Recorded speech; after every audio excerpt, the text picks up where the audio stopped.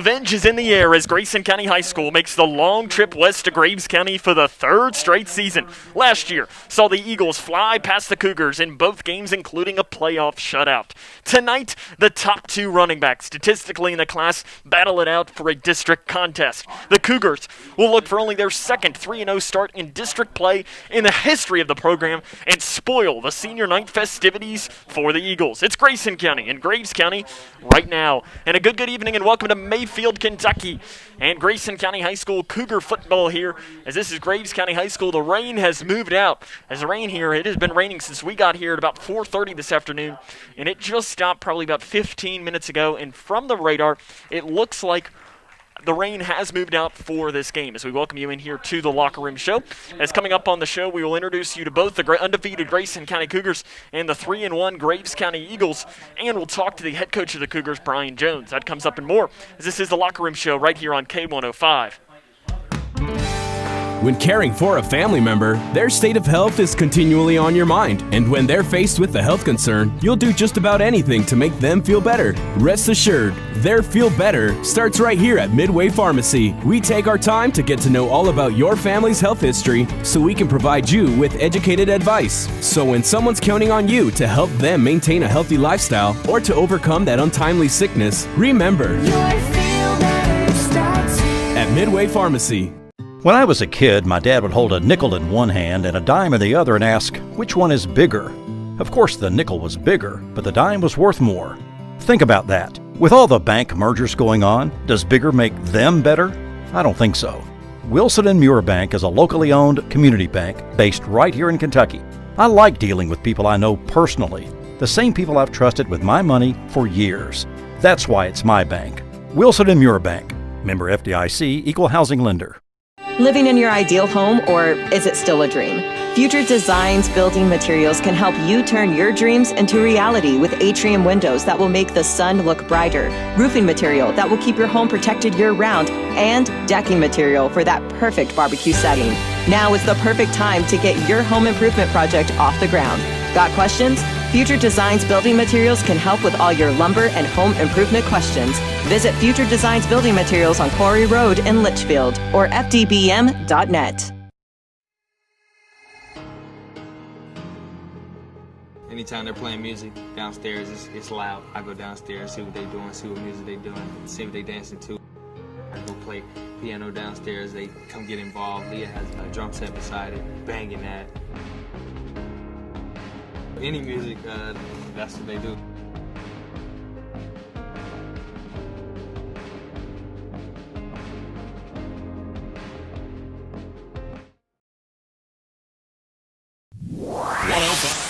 Welcome back here to Graves County High School, where Grayson County and the Eagles are getting ready to get underway. Graves County enters this game with a record of 3-1. They're 2-0 in 5A District 1. Their coach is Nick Kemp. He's in his second season with a record of 10-6. Last two matchups between Grayson County and Graves County were both last season. One game was in Litchfield, and it was 21-10 Graves County. And then the game last November, that was a 28-0 win, shutout-wise, for Graves County over Grayson County last season in the playoffs.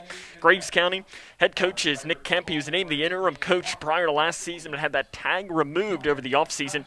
Graves' lone loss in the season came to arch-rival Mayfield in their second game of the season, as that game was here at Graves County High School, Eagle Field.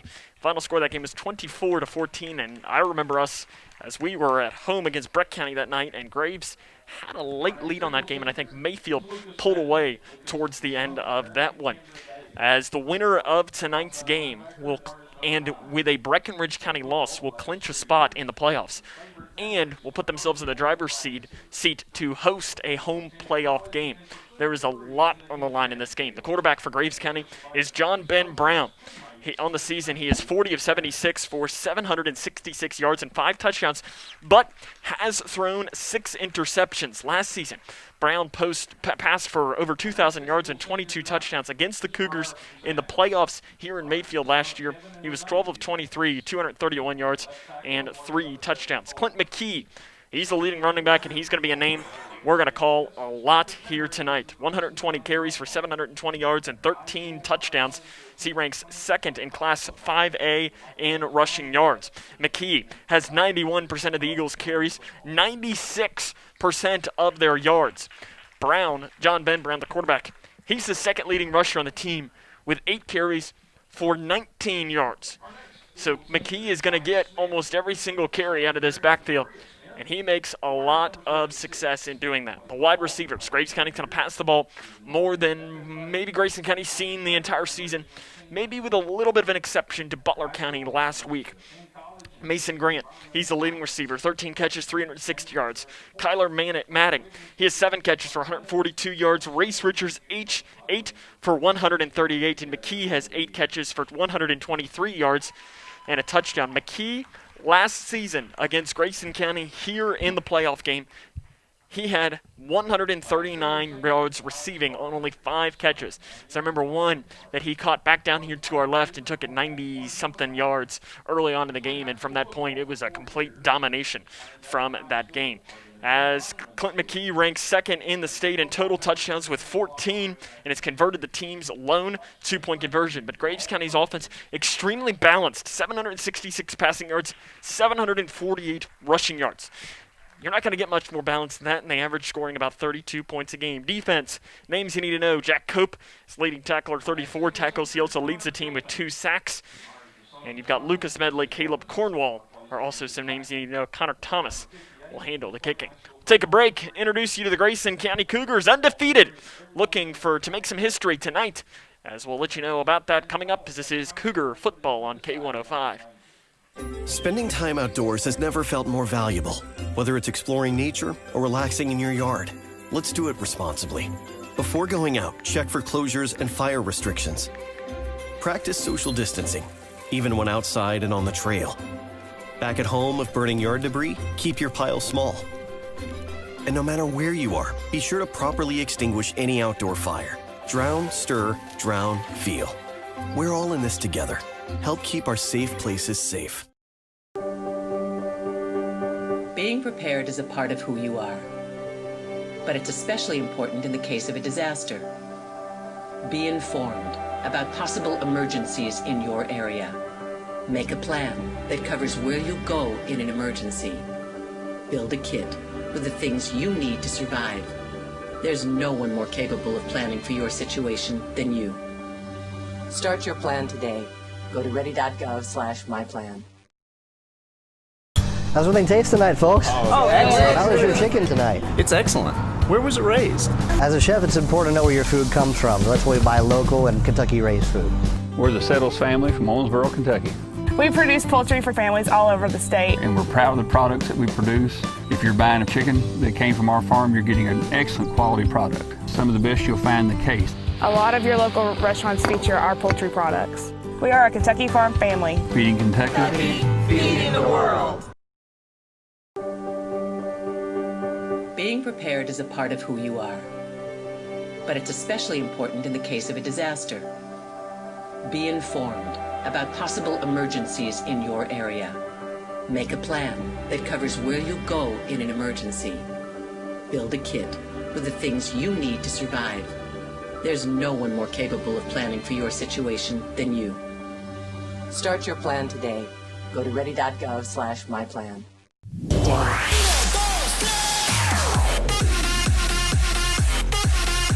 The Twin Lakes Best Mix, K105. Grayson County enters the game with a record of 4-0 as Brian Jones, head coach for the Cougars, is off to the second best start for a Cougar head coach in the history of the program.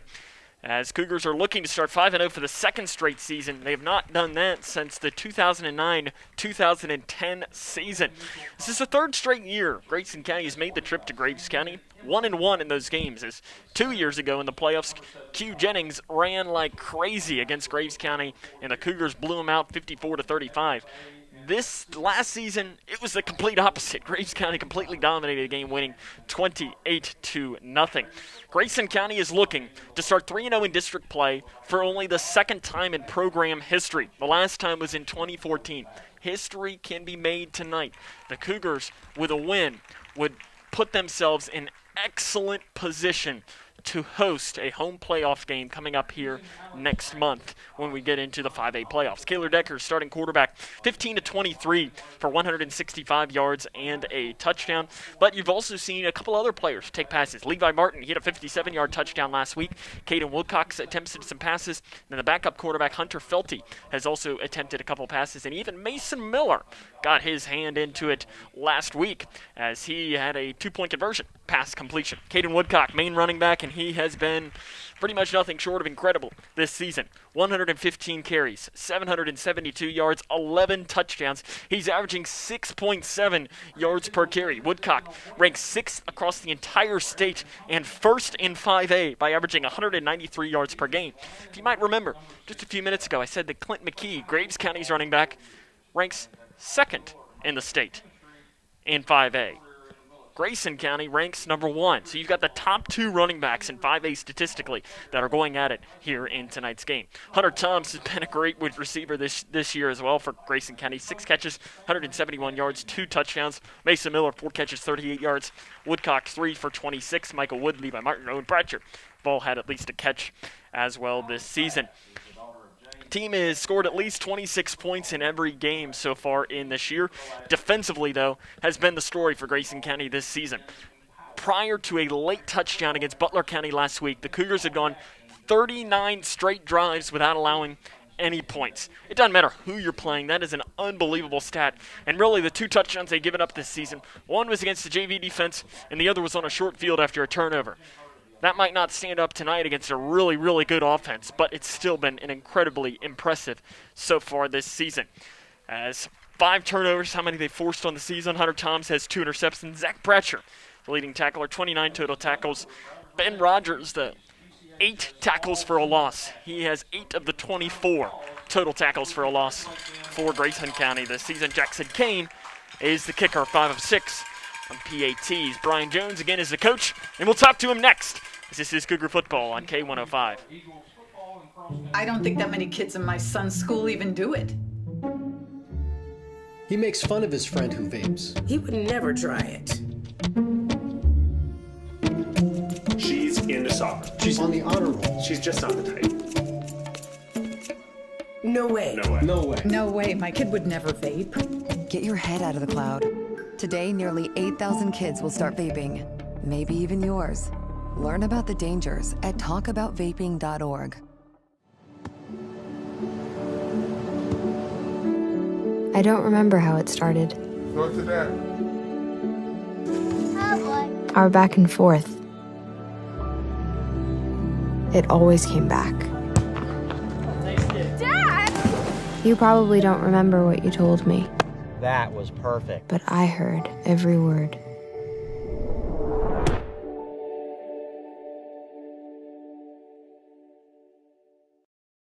There are everyday actions to help prevent the spread of respiratory diseases. Wash your hands. Avoid close contact with people who are sick. Avoid touching your eyes, nose, and mouth. Stay home when you are sick. Cover your cough or sneeze.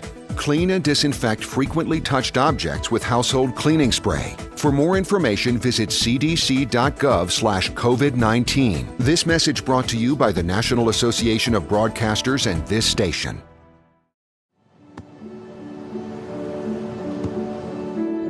I don't remember how it started. Go to that. Our back and forth. It always came back. Dad!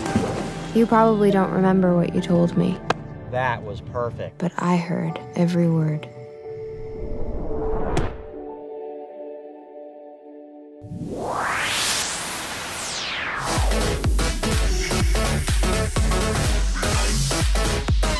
The Twin Lakes Best Mix, K105. Welcome back to the Locker Room Show on K105. Sam Gormley now joined by the head coach of the Grayson County Cougars, head coach Brian Jones. And Coach, after going back and watching film from the Butler County game, what'd you see?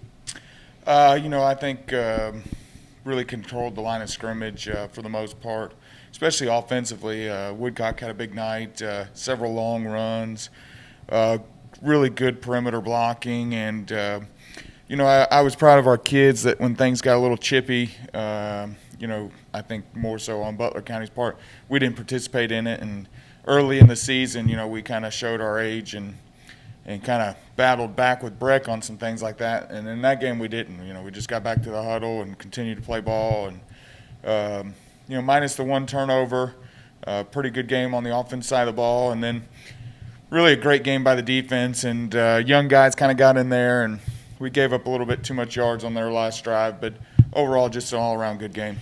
I want to take you to two moments that happened in college football on Saturday, where one in the Kentucky game and one was in the Abilene Christian. But it was when a player broke off a big run and then started celebrating about 15 yards before he scored. Do you as a coach mention specific moments that happen in other games like that your kids can go by, or more specifically on that moment, not to celebrate before you score a touchdown? No, I don't think that's something we've battled, We do point out specific moments, where we've made errors or things that have cost us yards or cost us big plays or allowed the other team to have big plays because of something we've done that wasn't sound technique-wise. But no, we don't get into celebration things because, I just don't think that's an issue we deal with. Our kids seem to be pretty humble and really congratulate one another and everything. And so I don't think we get into that so much as more just technique, alignment, things like that have cost us on either side of the ball. We will point out specific instances and things like that. Growing up, I grew up in northern Kentucky, and my next-door neighbor growing up was the starting fullback for the Cincinnati Bengals. And if you asked him, he'd probably tell you that the fullback is maybe the most important position on the field that never gets any love. And for you all, Mason Miller has kind of filled that little bit of the fullback role. How has he played in that position, and how important is that role to your offense? I think for what our identity is this year, it's absolutely crucial. We got to have somebody that's selfless and willing to go in there and block, and knowing that he may only touch the ball 4 or 5 times a game, but knowing that his role is vital to our success as an offense as a whole. And I think Mason is a guy that's really taken a lot of pride in blocking, and really gets excited about a nice big block that he makes from time to time. And he'll punish you. I mean, he's a hard-hitting kid, goes full speed, understands the offense. Real good friends with Caden Woodcock, so I think he seeks enjoyment out of Caden's successes.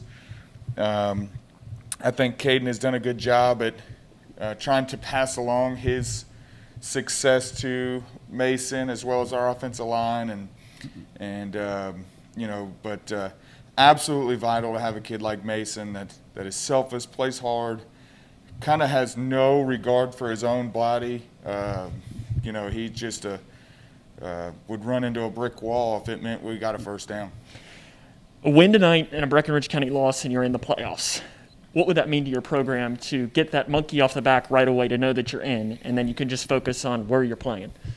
I think it would definitely be a sense of relief to know that we're in. But I'll be honest, we haven't really talked about playoffs a whole lot. We've spoken of the importance of this game and how it could lead to a potential home playoff game if we continue to do things the right way. But we've just tried to focus on week to week, game to game. We're 0-0 against Grayson County. It's a 1-week season, and you don't know what next week brings in the midst of COVID-19, and so we haven't really tried to look down the road too much and really tried to play in the moment, because that's all we're given is this week at this point, and so it would be nice. It would be nice for us to Monday when we all get back together to talk about hey, guess what, we're in. But literally it would just be a moment, because we got to get ready for Ohio County next week, and so right now the focus is on Graves County. It would be a big win for our program just because of their success over the last decade. They've just been a pretty good team, and so more so I think it would just be a good win against a good team than so much as the playoffs right now. For Graves County, obviously one of the main things that stands out is distance. 150 miles one way. This is the third straight year, but obviously the first year that it is a COVID-19 and all of the different protocols that you're having to go in. How are you handling this trip for your team? We're kind of doing it the same way as we have the past couple years. We're going to try to get on the road early, go about halfway and stop and eat our pregame meal, and then get back on the bus and go the rest of the way. And that's kind of how we've done it over the past couple of years. And, with it being fall break, and working closely with Mr. Allen, our Director of Transportation, we're able to, get out of here at a really good time. And he and the bus drivers have done a great job at, being open-minded to allowing us to stop in the middle of the trip and everything like that, and get off the bus, use the restroom, because it is a long trip. And, we've told the guys, hey, bring a pillow, bring a blanket, stretch out and try to make it as comfortable as you can. And honestly, COVID-19 probably helps us a little bit in this situation, because we've got fewer kids on a bus, more room. And so, obviously we're traveling with more buses than we have in the past, but it allows the kids a little more space. And so hopefully that'll pay off, that we'll be nice and relaxed and comfortable on the way down. And I just hope we show up on that opening kickoff, because I think the tone of this game is going to be decided pretty early. Last year in the playoffs against Graves County, Clint Mckee accounted for just shy of 230 yards, 5 catches for over 130 yards. How do you slow him down tonight? I think this is one of those situations that a really good offense will also serve as a pretty doggone good defense too. If we can have some of those Grayson County drives that we've been kind of infamous for, I guess, the past few years, some of those 7, 8, 9, 10 play drives that eat up 5 to 8 minutes a clock, keep him off the field would be good, because he's a good player. He plays hard. They do a good job getting him a lot of touches, and so I think if we can win that time possession battle, keep him off the field, and end in points, that will be also key. We can't have a drive that gets down to 30 and we just stall and get nothing. They have big play potential, and he's a big part of that. So keep him off the field would be a good thing. Tonight, Grayson County has a chance to go 3-0 in district play for only the second time in the history of the program, last time happening in 2014. What needs to happen for that to happen tonight? I think a good ground game. We got to be able to run the ball. Ball security, win the turnover battle, and finishing drives will be a lot of key to our success. If we can run the ball, not turn it over, and finish with points, I like our chances. Coach, good luck. Thanks, go Cougars. Well, more here coming up after this. Living in your ideal home, or is it still a dream? Future Designs Building Materials can help you turn your dreams into reality with atrium windows that will make the sun look brighter, roofing material that will keep your home protected year-round, and decking material for that perfect barbecue setting. Now is the perfect time to get your home improvement project off the ground. Got questions? Future Designs Building Materials can help with all your lumber and home improvement questions. Visit Future Designs Building Materials on Quarry Road in Litchfield or fdbm.net.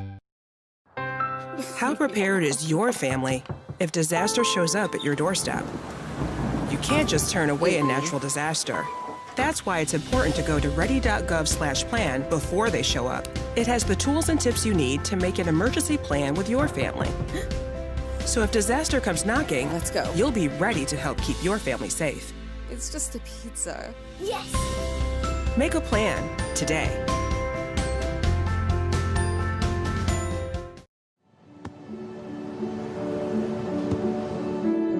I don't remember how it started. Go to that. Our back and forth. It always came back. Dad! You probably don't remember what you told me, That was perfect. but I heard every word.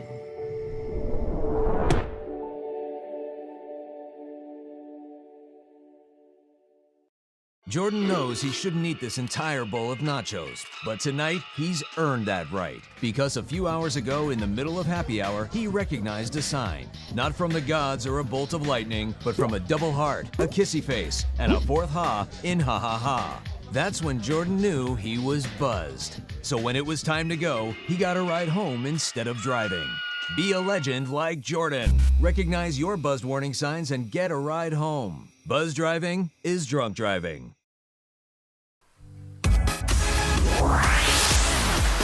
the Twin Lakes Best Mix, K105.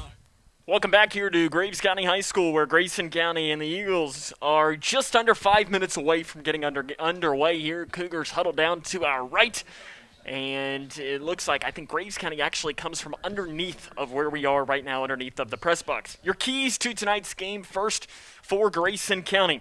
First one, make Graves County one-dimensional. We talked about just a few minutes ago how they are extremely balanced.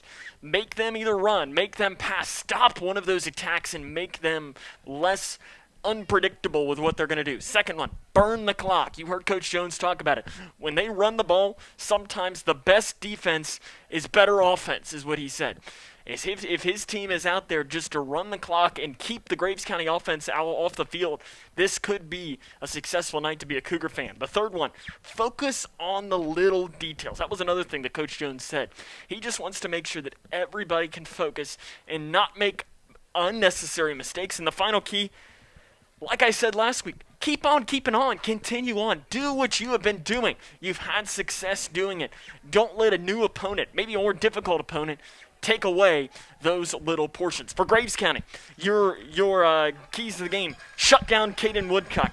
Limit the chances for Grayson County, and they got to get into space. You saw that a lot last week as there's Grayson County taking the field right now. You saw it a lot last year. They got into space, and they beat the Cougars a lot. The play-by-play's next, as this has been the Locker Room Show right here on K105.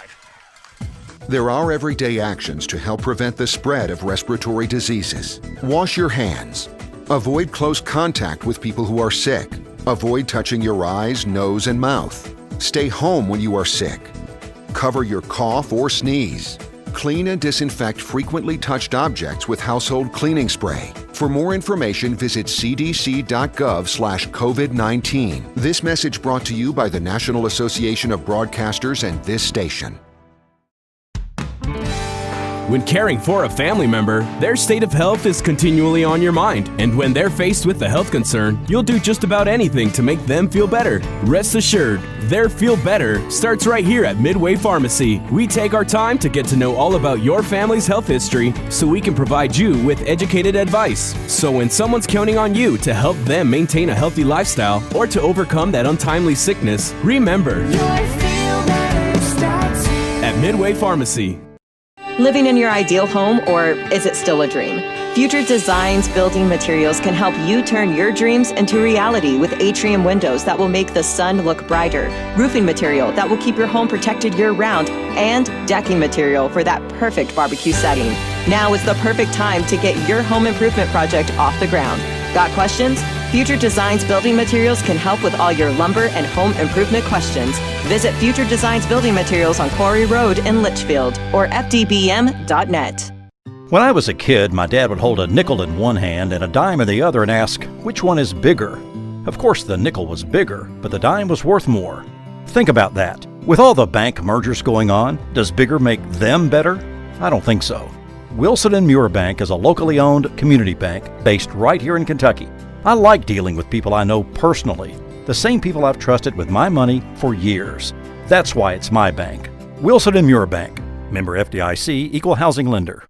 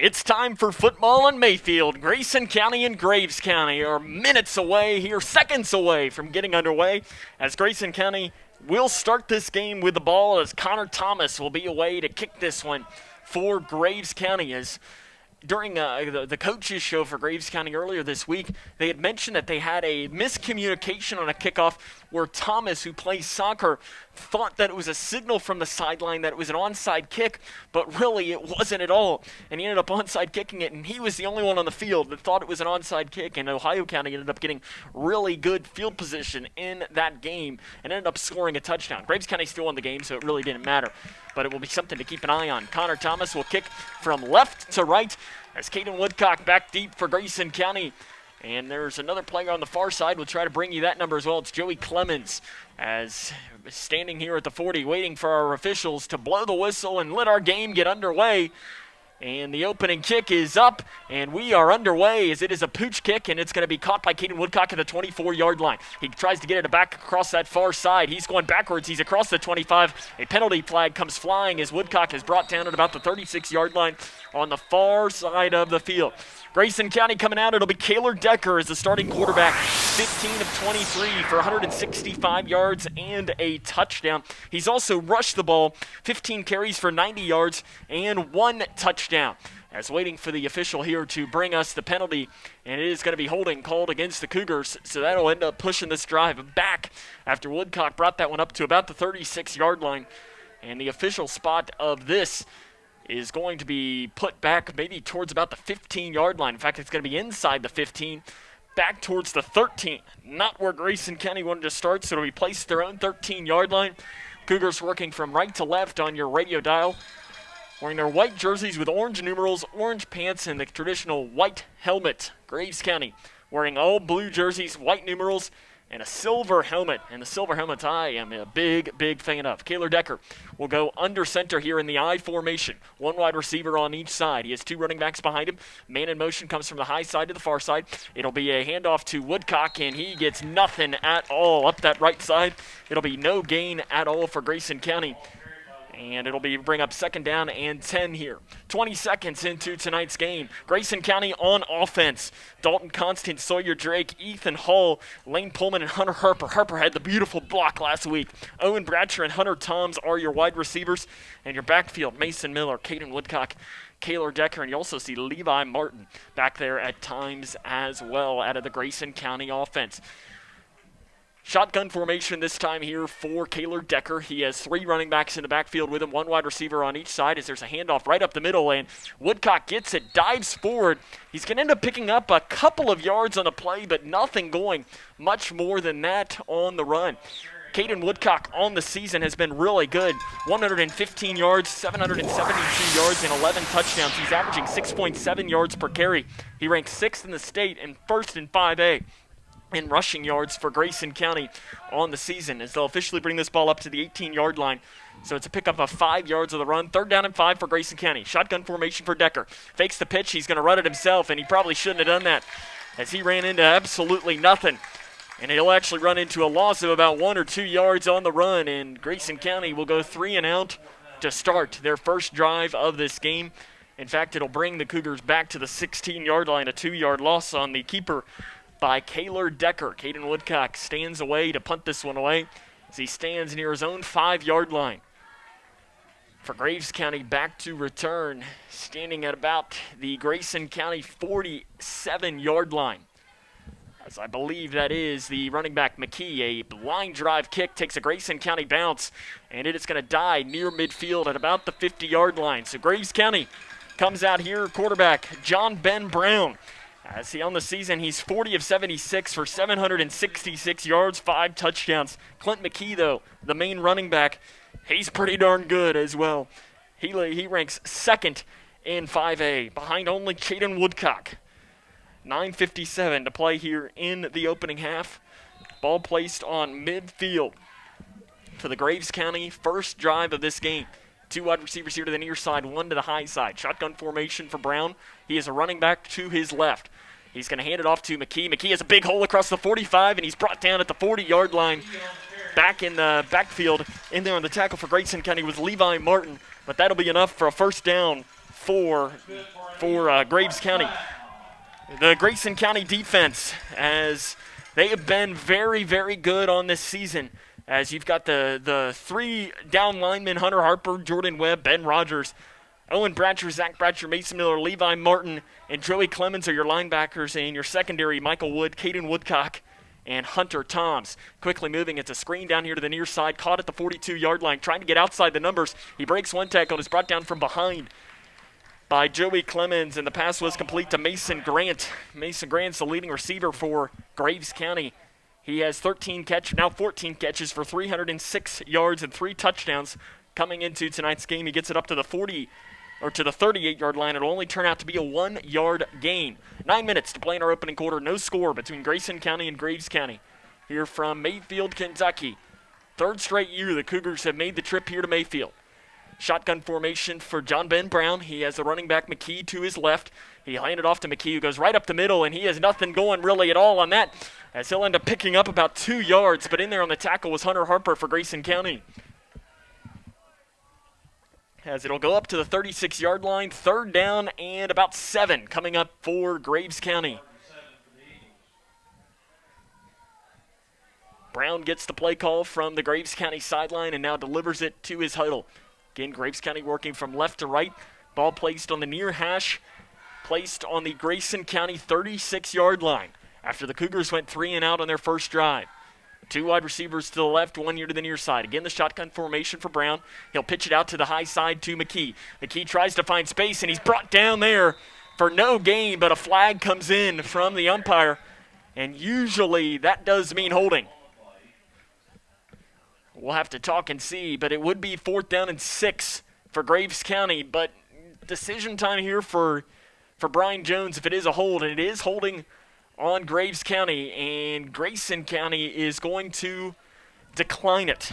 As that is a tough decision for Brian Jones. Do you want it at 4th and 5 or 3rd and 15? Real tough decision there with the passing attack of Graves County. I think you put your trust in your defense, because I would presume that this would be Graves County going for it on this one, and it appears that they will.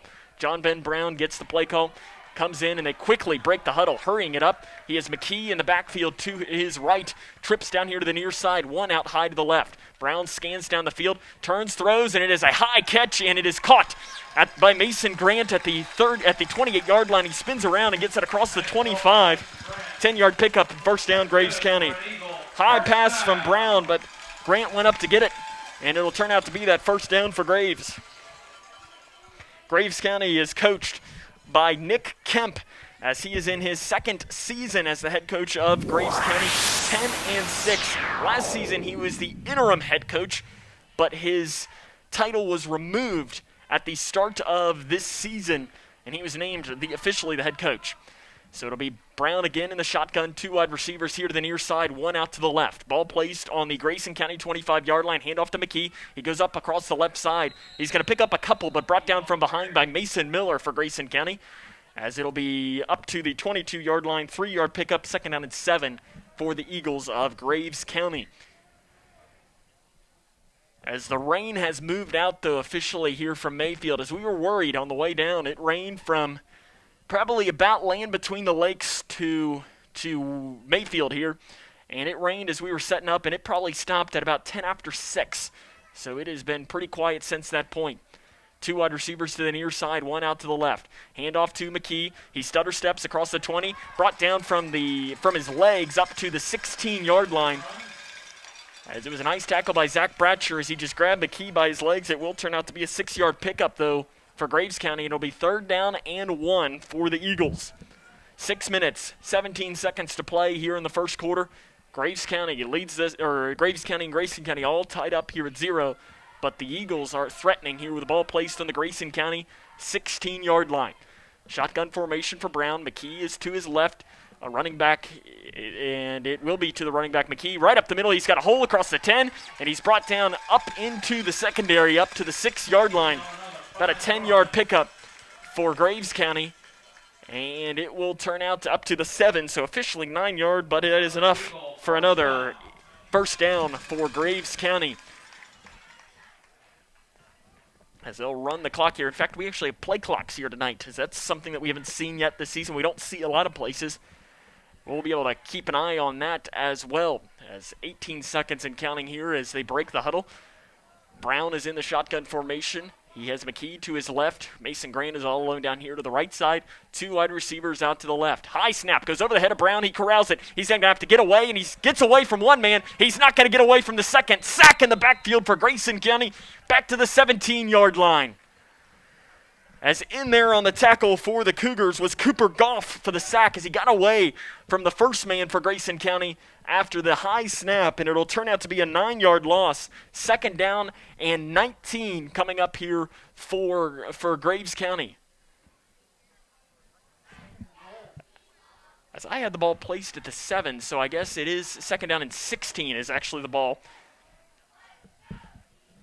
So he's got 2nd down and goal here from the 16. Fakes the pitch, and he does pitch it actually out to Grant, and Grayson County not fooled at all. It fooled me, but didn't fool the Cougar defense as Grant sweeps it from the near side to the far side, and he is going to be brought down actually for maybe a loss of 1 yard on the play, as it'll be back to the 17-yard line.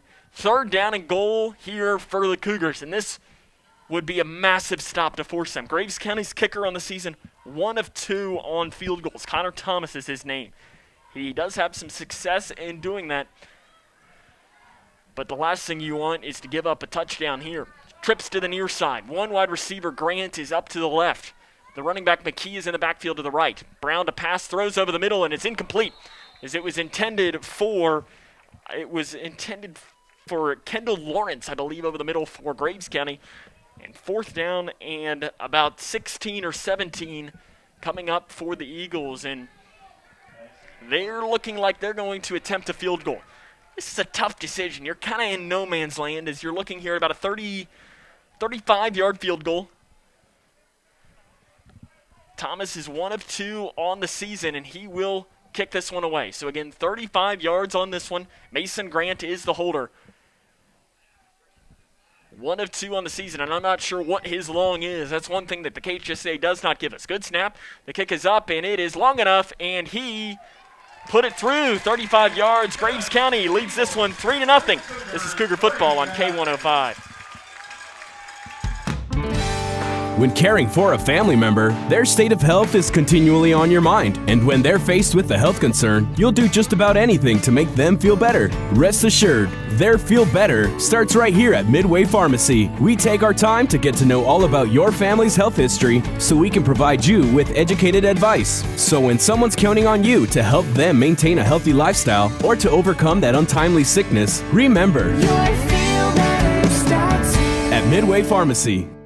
Spending time outdoors has never felt more valuable. Whether it's exploring nature or relaxing in your yard, let's do it responsibly. Before going out, check for closures and fire restrictions. Practice social distancing, even when outside and on the trail. Back at home, if burning yard debris, keep your pile small. And no matter where you are, be sure to properly extinguish any outdoor fire. Drown, stir, drown, feel. We're all in this together. Help keep our safe places safe. Cougar defense bends but doesn't break. 3-0. Graves County leads this one after it looked like the Eagles were moving the ball really well, but it was a 35-yard field goal for the kicker, Connor Thomas, that puts the Eagles up 3-0. And Thomas will run back out there to kick this one deep to Joey Clemens and Caden Woodcock. Cougars had a special teams penalty on the opening kickoff that really made the opening drive start into nothing immediately, and you can't have special teams turnovers. And you heard Coach Jones talk about that in the open. He does not want silly mistakes to be the reason that they lose this game here today. Thomas waiting for the official to blow the whistle. He does, and the kick is up, and it is another little pooch kick that's going to be caught by Woodcock at the 22-yard line. Breaks it back towards the middle. He gets around one man. Nice block on the outside. He gets it across the 25, across the 30, and he's going to be brought down to about the 34-yard line on the far side of the field. He ended up running. He probably ran about 50 yards, ended up getting about 12 there on the run, as the official spot will be the 34 or 35-yard line. It looks like they will give him up to the 35. 3 minutes, 54 seconds to play here in the opening quarter. Graves County on top of Grayson County, 3-0 after the field goal. So Grayson County will get the ball placed here at their own 35-yard line. As Decker will go under center here in the I formation, 1 wide receiver on each side. Man comes in motion. Decker will hand it off. No, a pass. Now he's a man wide open, Levi Martin, and he led him too far off to the far side. If that pass would have been connected, the only thing Martin had in front of him was green grass, and it would have been an easy touchdown, but just led him a little bit too much was Kaylor Decker. So to bring up 2nd down and 10, big missed chance for Grayson County on that play. Decker gets the play call from head coach Brian Jones. And they'll break the huddle here. 2 wide receivers to the right side. Owen Bratcher comes down here to the near side. Shotgun formation for Decker. He has Woodcock to his right. Showing blitz up the middle is Graves County. And it'll be a pitch to Woodcock. He has a hole across the 35, and he's going to be brought down at about the 37-yard line. Nice tackle in space for Graves County. In there on the tackle was Caden Stimson. And it is up to the 37-yard line, so only a 2-yard pickup, 3rd down and 8 for Grayson County. Graves County having a lot of success on defense early on, and you can tell that pretty much their game plan here on these first 2 drives is you can maybe beat us, but you're not going to have Caden Woodcock be the one that beats us. And Woodcock, in a lot of ways, has been the man that's beaten the first 4 teams that Grayson County has played in this season so far. Owen Bradshaw goes out to the right side. 1 wide receiver here to the near side. Shotgun formation for Decker. Near hash. Fakes the pass. Actually, it's not Decker, and it's complete to Levi Martin on the slant across the 50-yard line. As in there on the pass was Mason Miller that threw that one. As it's up to the 47-yard line, and a little bit of trick play gives the Cougars a 1st down. As it's 16 yards on the pass completion from Mason Miller to Levi Martin. And with under 3 minutes to play here in the first quarter, it's still 3-0 Graves County, leading Grayson County, but the Cougars have the ball into Graves County territory for the first time. 1 wide receiver on each side. It's the I formation for Decker. Miller gets the hand. Decker keeps it himself. He dives forward up across the 45-yard line on the triple option. So it'll be a pickup of about 2 yards on the run. 2nd down and 8 coming up. Grayson County, coached by Brian Jones. As he's in his first season, he's 4-0, 16-50 in his 7th season overall. And Brian Jones last week became the Cougar coach with the 2nd best start in program history for a first-time coach here at Grayson County. As Don Rawlings has the overall record with, I think, a 7-0 start to start off with. I formation for Decker. 1 wide receiver on each side. He fakes the handoff to Miller, instead gives it to Woodcock. He's got a hole across the 40, across the 35, spin move at the 30, and he's brought down at about the 28-yard line. Caden Woodcock tried to put the spin cycle on him, and it turns out to be a 17-yard pickup and a 1st down, Grayson County up to the 28-yard line. As he looked like he was going to be brought down at the line of scrimmage, somehow kept his balance going, and as he got to the 30-yard line, tried to put a spin move out, and he wasn't able to fool Mason Grant on the tackle. 1 minute, 35 seconds to play here in the first quarter. It's still Graves County 3, Grayson County nothing. I formation again. 1 wide receiver on each side. Decker is the quarterback, the junior under center. Michael Wood goes in motion from the near side to the far side. It'll be a handoff to Woodcock. He's up across the 25-yard line. He's going to be brought down near the 21 as he took it across the right tackle. And that will be a pickup of a couple of yards. Looks like maybe about 6 up to the 22-yard line for Grayson County. Moving the ball a little bit better here on this drive are the Cougars here with 1 minute to play in our opening quarter. Again, Graves leads Grayson 3-0. Kaylor Decker gets the play call from Brian Jones, comes in, breaks the huddle. His offensive line has been nothing short of incredible too this season, as I keep watching that block from Hunter Harper in the Butler County game. That was just a thing of beauty. Offset I formation for Decker under center. Showing blitz up the middle, and we have a flag blown and thrown from the near side judge, and I believe it is going to be called on Grayson County. 39 seconds left on the clock. It is a false start called on the Cougars. I didn't see it, but it'll be a 5-yard penalty, and it'll move Grayson County back here to the 27-yard line. 2nd down and 9 will come up, and this changes a little bit of things here. You don't want to, you don't know what you might roll out here, as 2nd and 4 is a whole lot different than 2nd and 9. They roll the clock, under 30 seconds here to play in the opening quarter. Again, Graves leads Grayson 3-0. One wide receiver on each side. Under center is Decker. It takes the handoff to Woodcock. He'll now pass and throws off into the flat to Miller. He's got the first down and more. Across the 20, dives across the 15-yard line on the far side. And a beautiful play off into the right flat. And Mason Miller picks up the first down up to the 14-yard line. A 13-yard pickup on the play for Grayson County. Actually, it looks more up to the 13, so give him 14 yards in the pass completion. Beautiful play call. Beautiful play design there for Grayson County with 13 seconds to play here in the first quarter as Mason Miller was wide open off into the flat on that right side. One wide receiver on each side. It is again the I formation offset. This time the offset is on the near side. Woodcock is the deep back. Again, Graves County showing blitz. They will not. They'll back it off. Hand off to Woodcock. He's up across the right side. He's hit at about the 10-yard line and gets up to about the 9. And that will be the final play of the first quarter. Grayson County threatening with the ball on the 9. It'll be 2nd down and 6 coming up at the start of the second quarter. This is Cougar football on K105. There are everyday actions to help prevent the spread of respiratory diseases. Wash your hands. Avoid close contact with people who are sick. Avoid touching your eyes, nose, and mouth. Stay home when you are sick. Cover your cough or sneeze. Clean and disinfect frequently touched objects with household cleaning spray. For more information, visit cdc.gov/COVID-19. This message brought to you by the National Association of Broadcasters and this station. When caring for a family member, their state of health is continually on your mind. And when they're faced with a health concern, you'll do just about anything to make them feel better. Rest assured, their feel better starts right here at Midway Pharmacy. We take our time to get to know all about your family's health history so we can provide you with educated advice. So when someone's counting on you to help them maintain a healthy lifestyle or to overcome that untimely sickness, remember, your feel better starts here at Midway Pharmacy. Grayson County will have the ball 2nd down and 5 is what our scoreboard says, with the ball placed at the 8-yard line. So officially on that last run by Woodcock, we'll give him 5 yards. So it'll be 2nd and 5 from the Graves County 8 here out of the quarter break. Graves County leads the Cougars 3-0 after the 35-yard field goal by the kicker, Connor Thomas. So this will be the 9th play of the drive for Grayson County.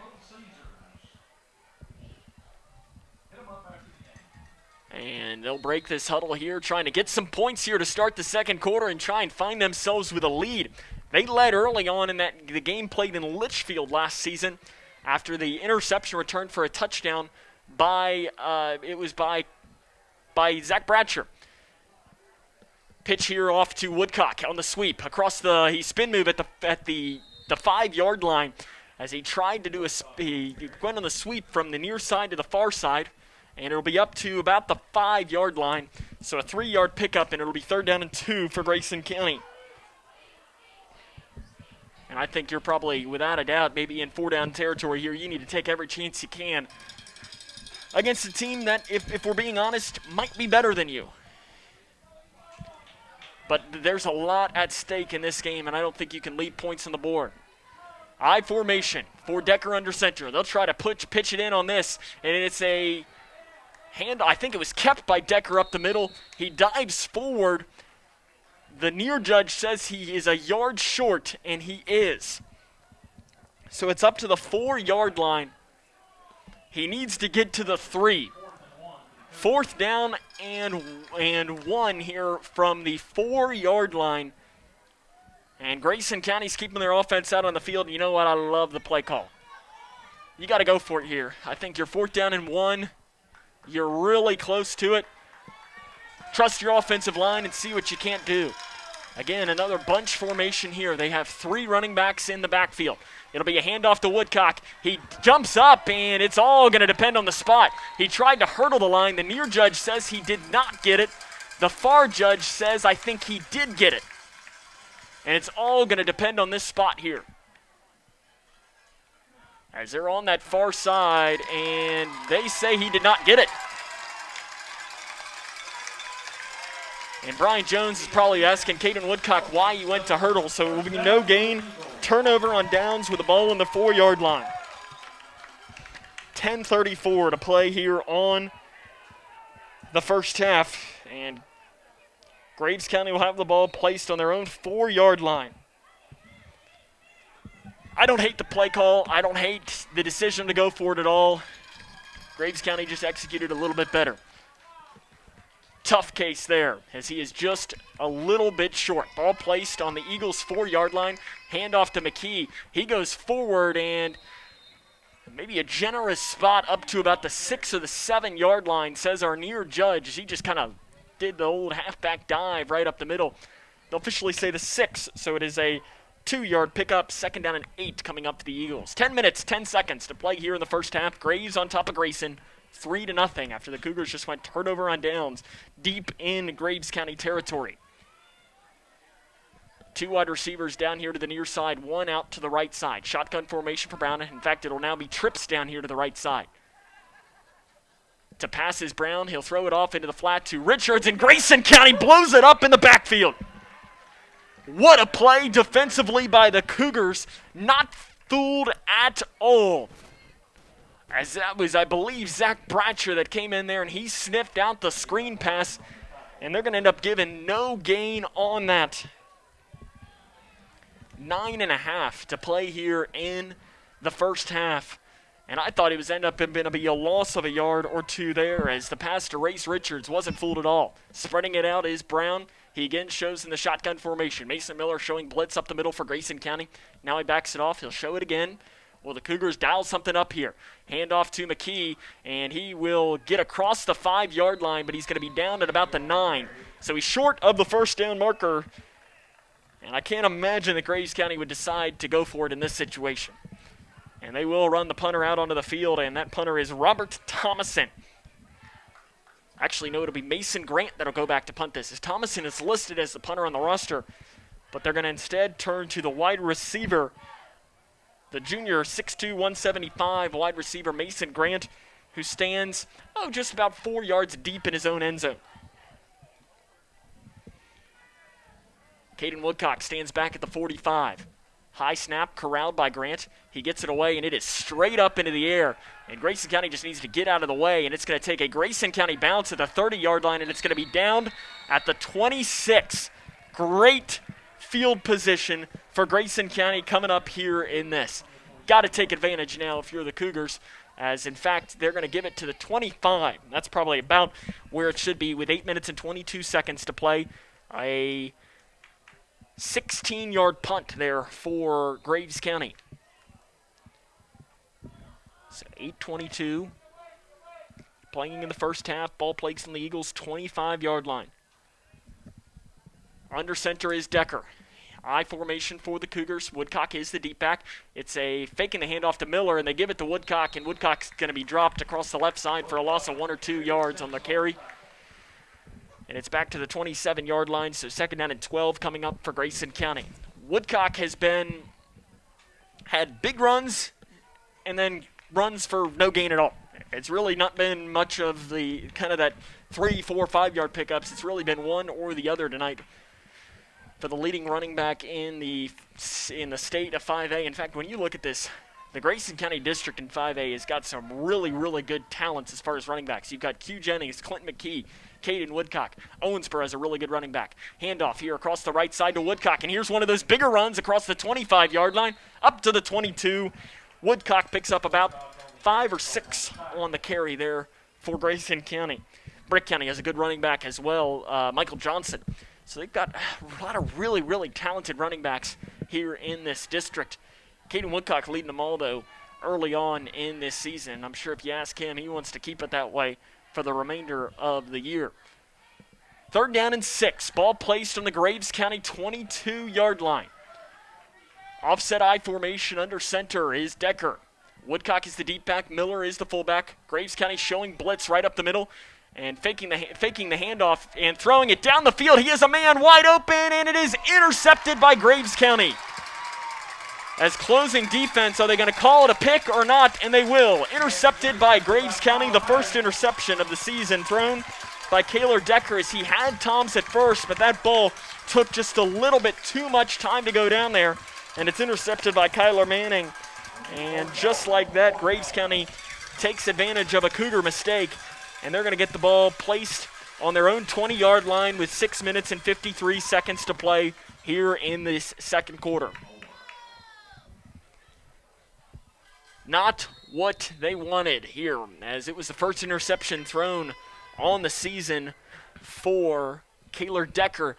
Last week when the Cougars had a turnover, in the next play they got the ball right back, and I'm not sure you could have a more perfect time for one of those than right now. Shotgun formation for Brown. Running back is to his right, fakes the handoff, throws down here to the near side to Richards. He makes a man miss at the 25-yard line. He's across the 30, brought down and pushed out of bounds at the 36-yard line.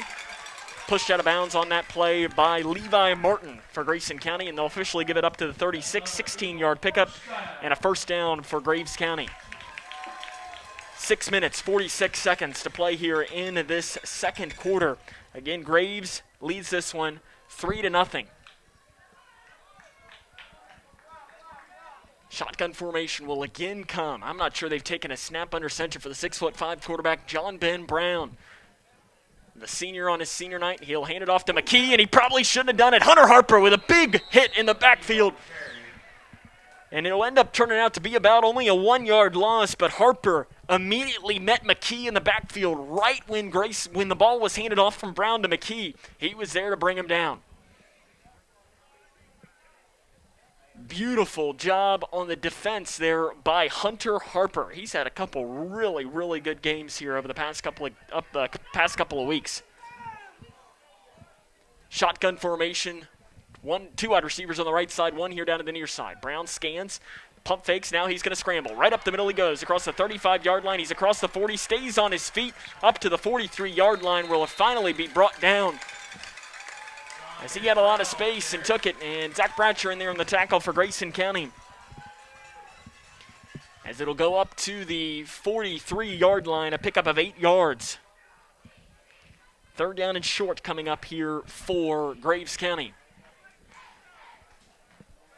As you can't let Brown do that on the season. He hasn't rushed the ball a lot. In fact, he has 8 carries for 19 yards coming into tonight's game, but you can add a little bit more to that on what might be his longest run of the season. 2 wide receivers down here to the near side. It'll be a handoff to McKee. He's across the 45, he's across the 50, and he's got more. He's got a lot of daylight across the 35, across the 30, one man to beat, and he's going to beat him. 10-5, touchdown Graves County. 57 yards, and Graves County has taken themselves a 9-0 lead here after the 57-yard touchdown run by Clint Mckee. 5:17 to play here in the first half. And he had one man to beat, and he did beat him. He tried to do a shoestring tackle, but wasn't able to. Thomas on to attempt the extra point.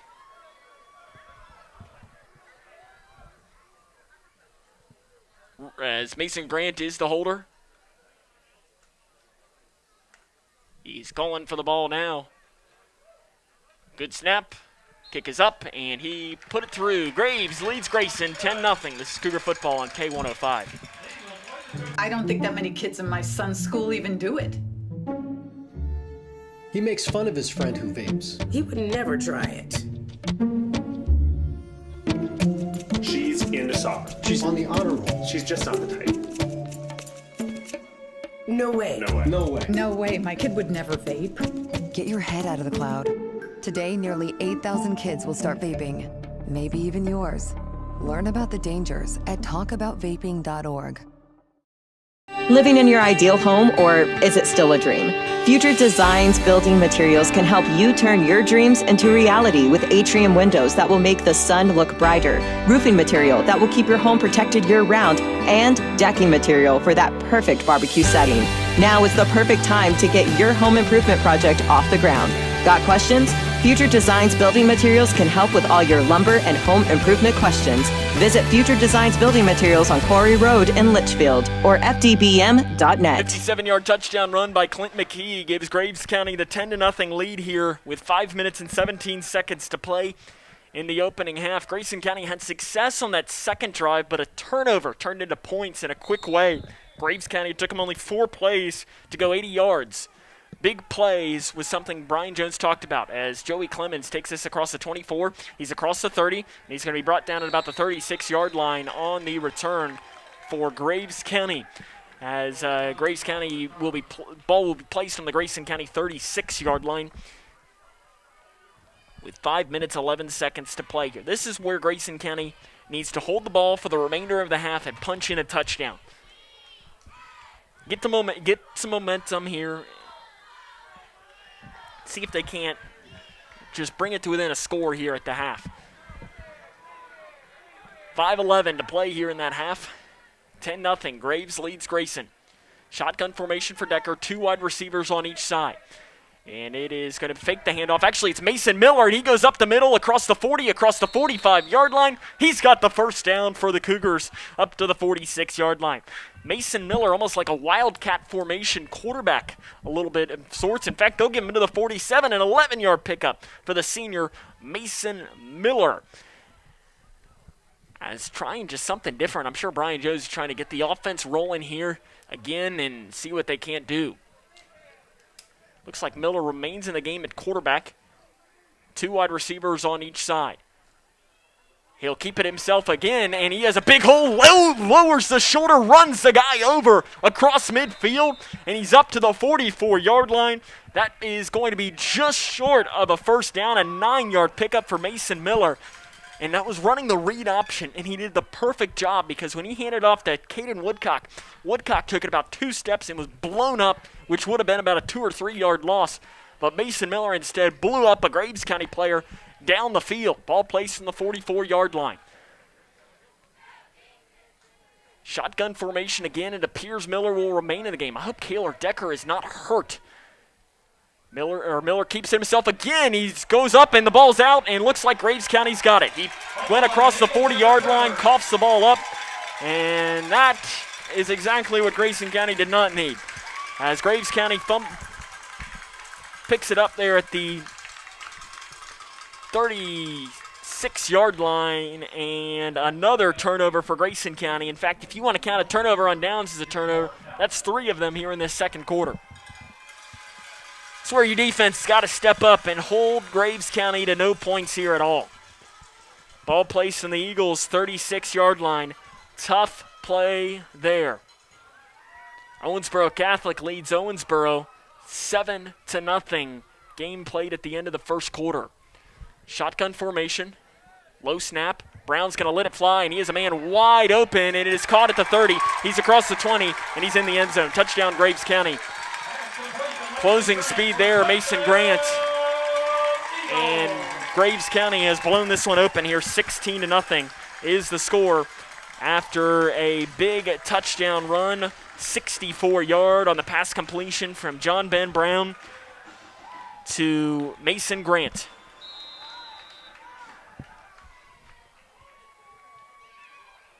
On to attempt the PAT. Thomas will take it. Grant again is the holder. Good snap. Kick is up. It's long enough, and he put it through. Graves on top of Grayson, 17-0. This is Cougar football on K105. Being prepared is a part of who you are. But it's especially important in the case of a disaster. Be informed about possible emergencies in your area. Make a plan that covers where you go in an emergency. Build a kit with the things you need to survive. There's no one more capable of planning for your situation than you.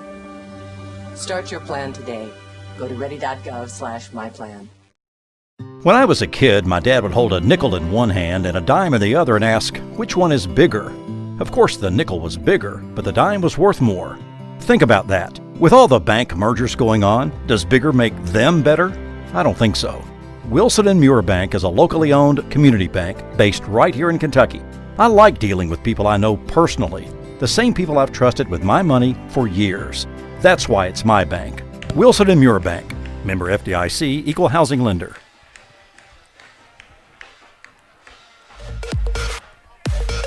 The Twin Lakes Best Mix. Grayson County fumbles the ball. And one play later, Graves County goes 64 yards on the pass completion, and they have taken themselves a 17-0 lead here with 3 minutes and 51 seconds to play in the first half. Grayson County just needs something to go their way right now. They've had 2 official turnovers and a turnover on downs inside the own 5-yard line. Kick is bobbled by Joey Clemens at the 14-yard line. He finally picks it up at the 13, and he's going to be brought down at the 20. It's gone from bad to worse here for Grayson County. Luckily, he does come down with that. But you need something to happen good in your favor here for Grayson County. Ball will be placed on their own 20-yard line. Will Kaylor Decker return to the game at quarterback, or will it still be Mason Miller?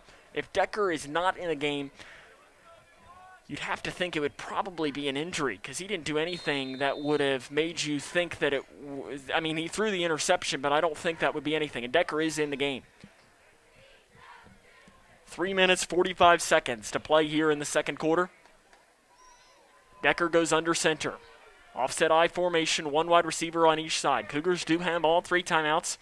Handoff to Miller. He's up across the 20-yard line, and he's brought down at about the 24 as he went right up the middle. 4-yard pickup, 2nd down and 6 by Mason Miller there on the run. And they just need some semblance of motivation, some semblance of, I don't know, motivation's the right word. You just need something just to go your way. And it doesn't matter in any sport, you just need a win in some kind of play, maybe a 20-yard pickup here, something like that. Shotgun formation. 2 wide receivers on each side. 4-man rush, throws, and it's complete at the 35-yard line, and that could be that 20-yard pickup across the 40 up to the 45-yard line. And it will be a 21-yard pickup. Hunter Toms gives us a 21-yard pickup, and you know what? I'll take it. I'll take 21 over 20 any day of the week. And it'll be a first down, Grayson County, more importantly. Kaylor Decker found Hunter Toms' soft spot in that zone. And with under 3 minutes to play here in the first half, Graves County still does lead Grayson 17-0. 2 wide receivers on each side. Again, the shotgun formation. And they're fighting over to the backfield. Woodcock will take it, and he gets across the 45-yard line, and it looks like he will be brought down at about the 46. 1-yard pickup, 2nd down and 9 coming up. So there's a little bit of fight here of sorts on this, over the ball there in some instances. 17-0 to play here. 17-0 is the score for Graves County. 2 minutes, 45 seconds to play here in this second quarter.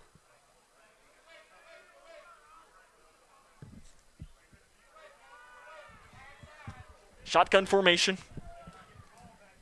2 wide receivers on each side.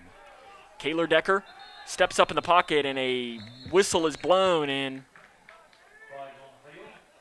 not sure what it might be. Dead ball. A legal procedure called on Grayson County, and that'll push them back. As I was looking down at my notes, but it seemed like everybody in the stadium saw it. So it's backed up to the 41-yard line. 2nd down and 14 coming up here for Grayson County.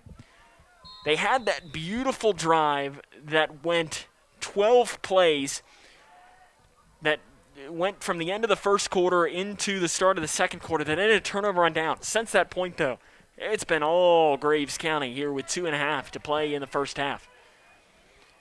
Again, spreading it out with 2 wide receivers on each side. Decker is in the shotgun formation. He's a running back to his right. He will pass, steps up in the pocket now, scans down the field. He will scramble right up the middle, and he gets up towards the line of scrimmage. And they're going to say the 44-yard line officially.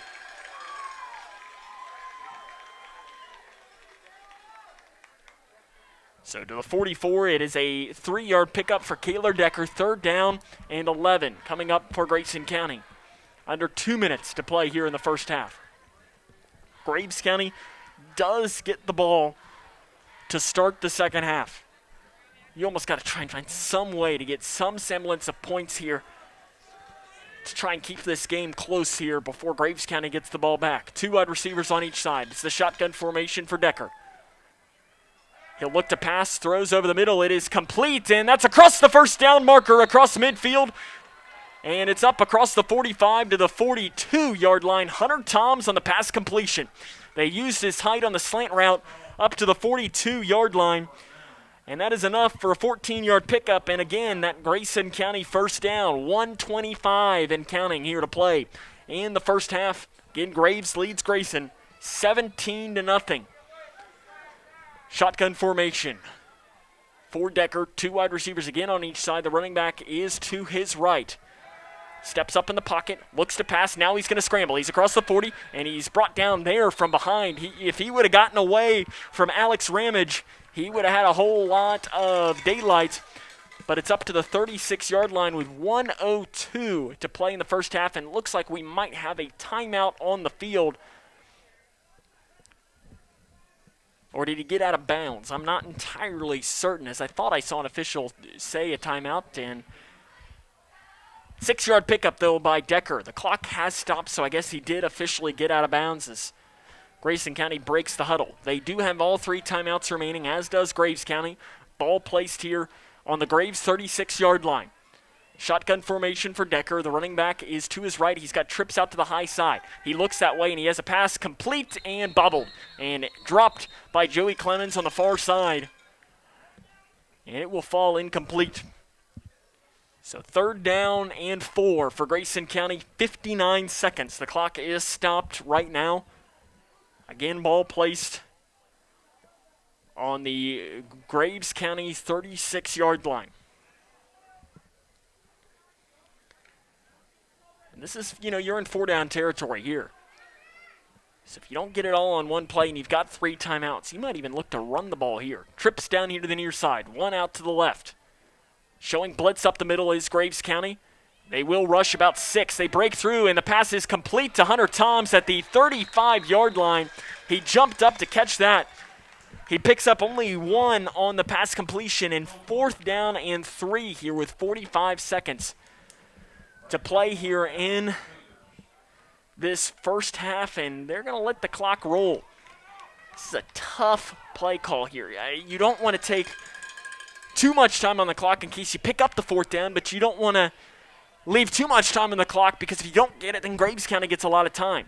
24 seconds. They're letting a lot of time come off this clock. 20 seconds. Decker to pass. He pump fakes. Throws over the middle. It's incomplete.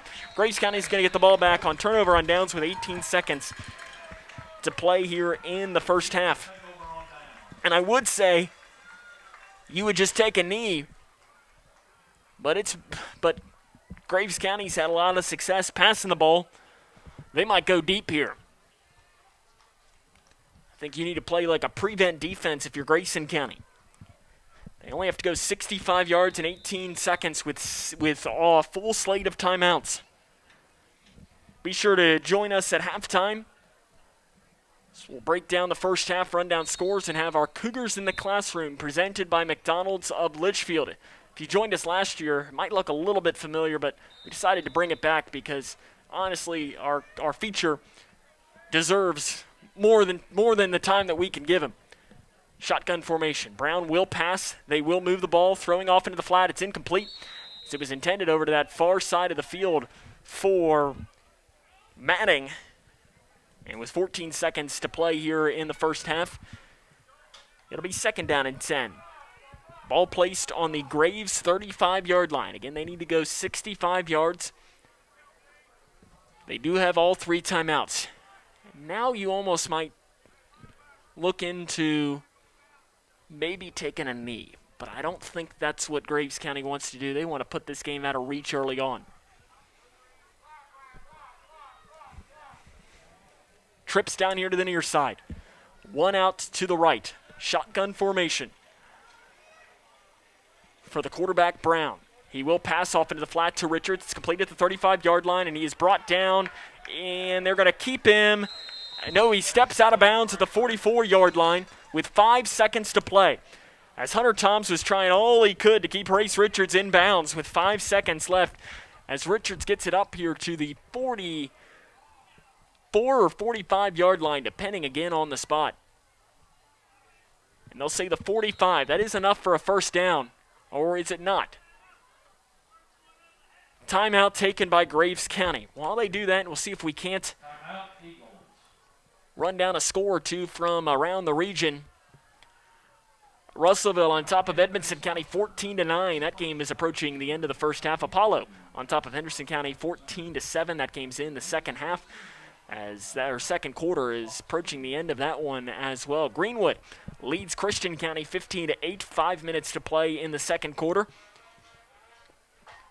As trying to see if there isn't any other scores to bring you. McCracken County leads Bowling Green 6-0 at the end of the first quarter. Belfry and North Hart, good game happening deep in the mountains of eastern Kentucky, all tied up at 7 at the half. Our score, though, Graves County leads Grayson County 17-0. 5 seconds to play here in the first half. Graves County has the ball on their own 45-yard line. It's interesting that Grayson County doesn't have their entire defense back, as with 5 seconds, it's tough to get a pass complete in a quick timeout. Shotgun formation. And we have a whistle blown, and I think it's going to be another timeout called here by Graves County. Again, though, join us at halftime here. As at the half, we will have our Cougars in the Classroom segment presented by McDonald's of Litchfield. As again, that will be a feature that we had last year, but it's timely, and we wanted to be sure that we brought it to you again. With fall break, wasn't necessarily the easiest thing in the world to get you a newer Cougars in the Classroom, so we decided to bring one from last year. But we want to thank our friends at McDonald's of Litchfield for helping make that part. And if you saw it, I'd recommend watching it again from last season, because it, as I said, the man really needs no introduction. And I think that gives away anything that you might need to know about this one. Graves County, 17-0. They've actually taken a second off the clock. There's actually 4 seconds on the clock now, as there were 5 seconds just a second ago. So now there's 5 seconds. Not that really 4 or 5 seconds really means a lot, because I'm not sure that you have enough time to run a play to get a little bit closer. So they're going to have 2 wide receivers on each side. Will Graves County.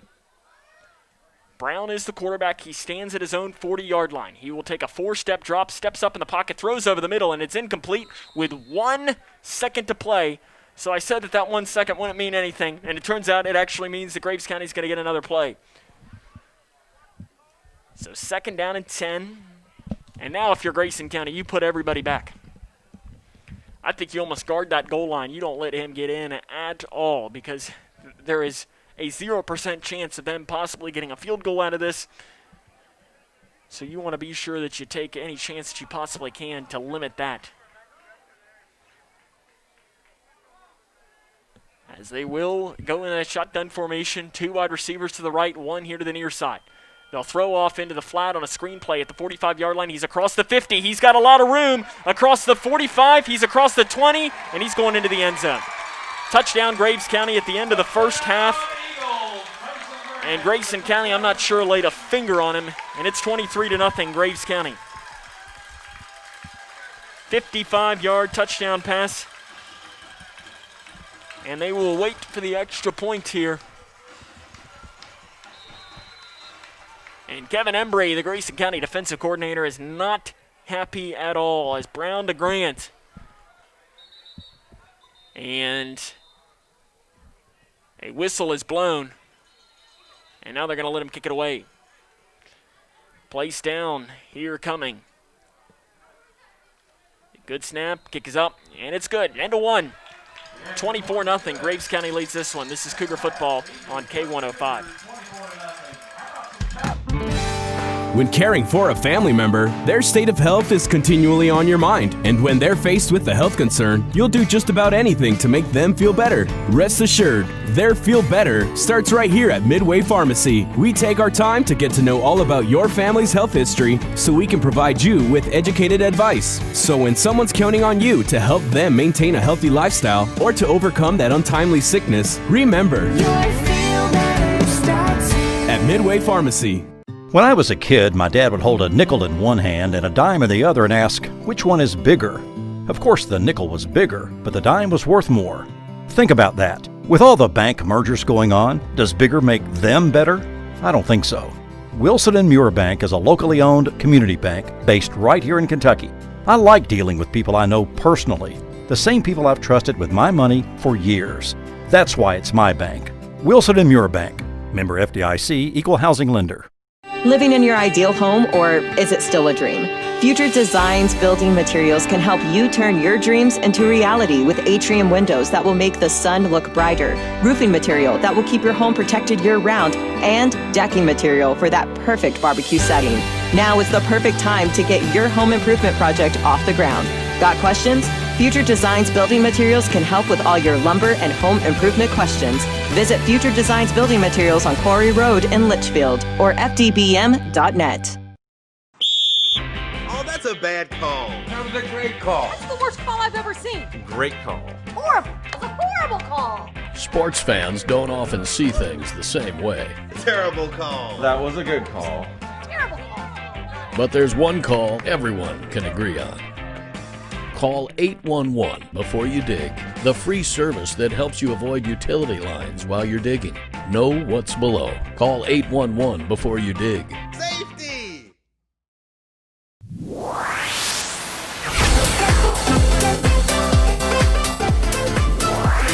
The Twin Lakes Fast Mix, K105. By far the worst half of football for Grayson County on this young season.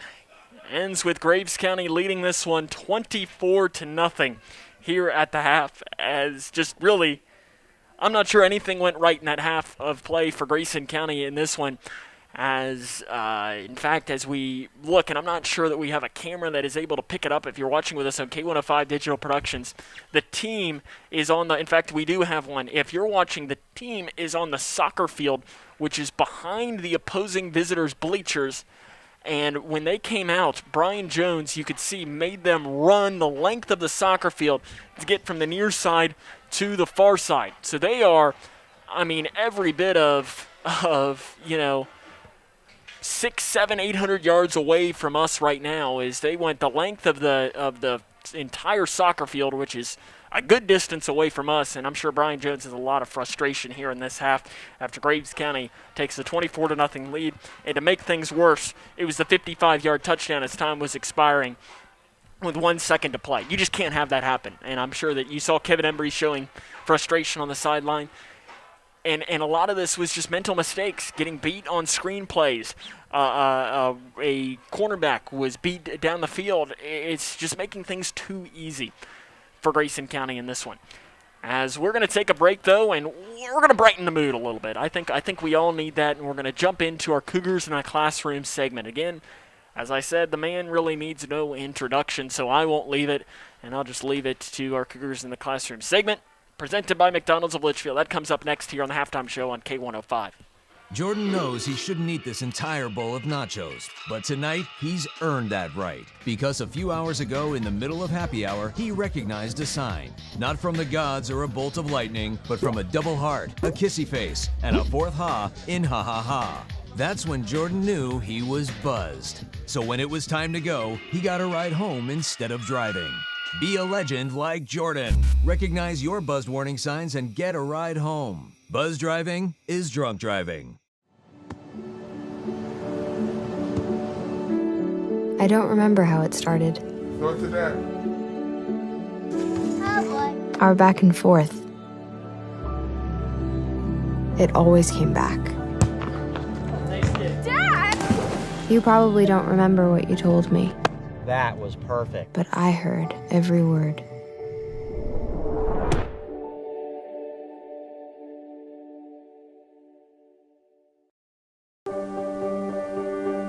Being prepared is a part of who you are, but it's especially important in the case of a disaster. Be informed about possible emergencies in your area. Make a plan that covers where you go in an emergency. Build a kit with the things you need to survive. There's no one more capable of planning for your situation than you. Start your plan today. Go to ready.gov/myplan. What's the FAFSA? I have no idea what FAFSA stands for.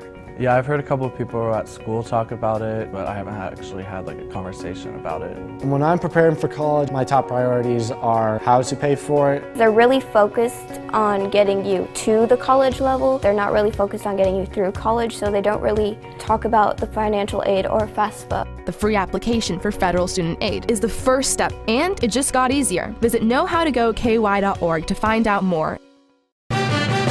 While the Cougar athletic teams get most of the spotlight from the community, it is in the classroom where they first learn to succeed. This season, we will be featuring some of these people and programs that are making a difference in the lives of Grayson County students. This evening's Cougars in the Classroom, presented by McDonald's, takes us to Grayson County High School to talk to a man who really needs no introduction. I tell people, I said, the kids have made me better, and I tell them a lot of times. We kind of think that the teachers do all the uplifting and make things better. A lot of times we don't. The kids keep me going. Mr. Spirit Mckee has been involved in education in Grayson County for 59 years. When Grayson County High School opened in 1974, Mr. Spirit was named as the first athletic director.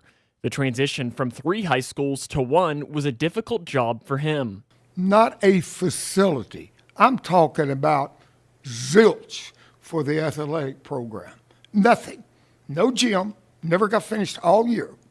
And believe it or not, girls basketball came in that same year, giving me another, where do we practice? Where do we play? No football field, no baseball field. It was just, there was nothing, and everybody was coming. Mr. AD, we want to have this sport. We're going to bring in this sport and golf and all the things the little schools didn't have. We didn't have anything but basketball, a little bit of track, cross country to get them conditioned for basketball. We had very, very few sports. Now we're wanting everything. Another challenge she faced was picking the nickname for the new Grayson County High School. I wanted the Mustangs, and I hate Muhlenberg County because they have got it, because we love horses in Grayson County, and I thought there's nothing any more beautiful to stand up on the cliff and look down in the valley and see those beautiful Mustangs running strong and free, and I wanted it really badly. But hey, I wear the Cougar stuff now, so the kids won, and it was for the kids, and I'm not unhappy about it. When he was interviewing for the job, the superintendent at the time asked him if he would be able to be fair towards all students and not just the students he had at Caneyville High School. When they come into that school, they're going to be Grayson County Cougars. All the same. I will cherish memories from Caneyville, but I won't bring anything from Caneyville. No plaque, wear no purple, or any of that stuff. I'm going to be wearing orange and blue, and every one of those kids are going to be a Grayson County Cougar. Today, Mr. Spirit serves as the activities director for the high school. One of the main portions of his job is to see the students as they leave and return from different events. Win or lose, Mr. Spirit is there to be their #1 supporter. I want to be there if they win and thank them for wearing the colors. I want to be there when they lose and tell them, hey, you're out there doing something good. You're out there representing your school, representing your mom and dad, the community, and you can't lose when you do that. You may lose on the scoreboard, but I'm a firm believer that sometimes coaches are wrong.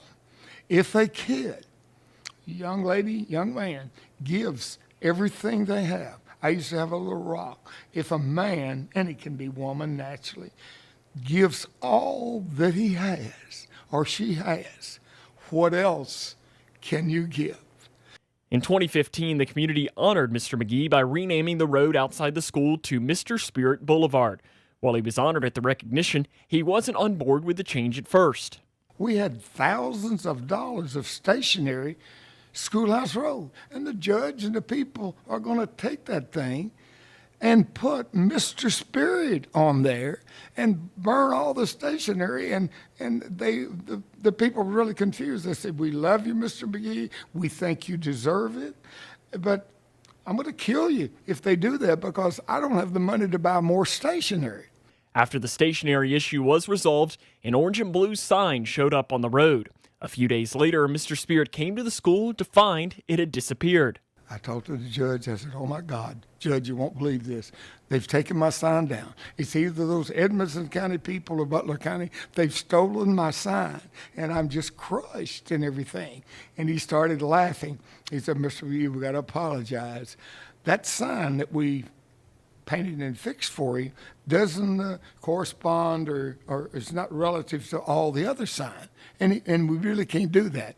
Said, you're going to get another sign, but it'd be green and white. Sorry. The impact Mr. McGee has had on the people of Grayson County is well known, but a relationship with another player on a rival school really touched his heart. I even have fun. I went down to Owensboro Catholic, and they had one of the outstanding basketball players. She went to Duke and started as a freshman. But she said and told me and really made me feel good. And again, don't take this as bragging. This is what she said. She said, I wish we had Mr. Spirit in our school. I said, I can't do it. I'm sorry, but I love you. Luckily for those in Grayson County, we do have Mr. Spirit. I'm Sam Gormley reporting for Cougars in the Classroom, presented by McDonald's of Litchfield. The halftime show continues in just a moment.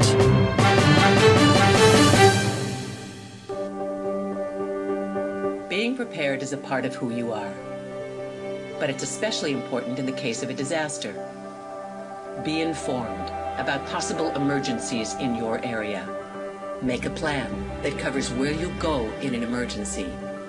Build a kit with the things you need to survive. There's no one more capable of planning for your situation than you. Start your plan today. Go to ready.gov/myplan.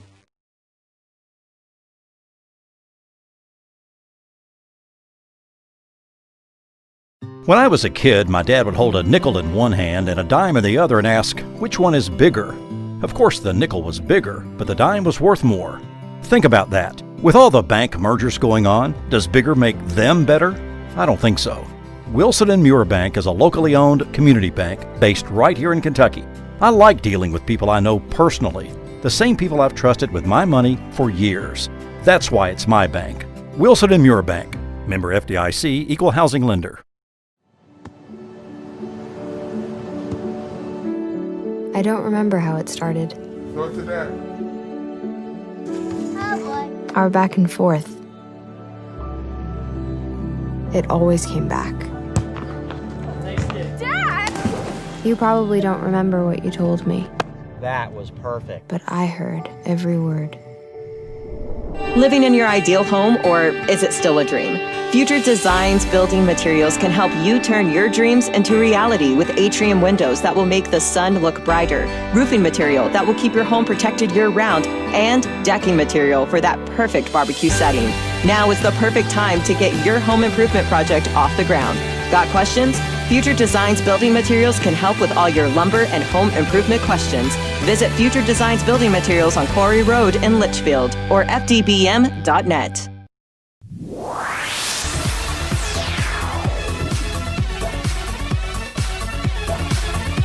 The Twin Lakes Best Mix, K105.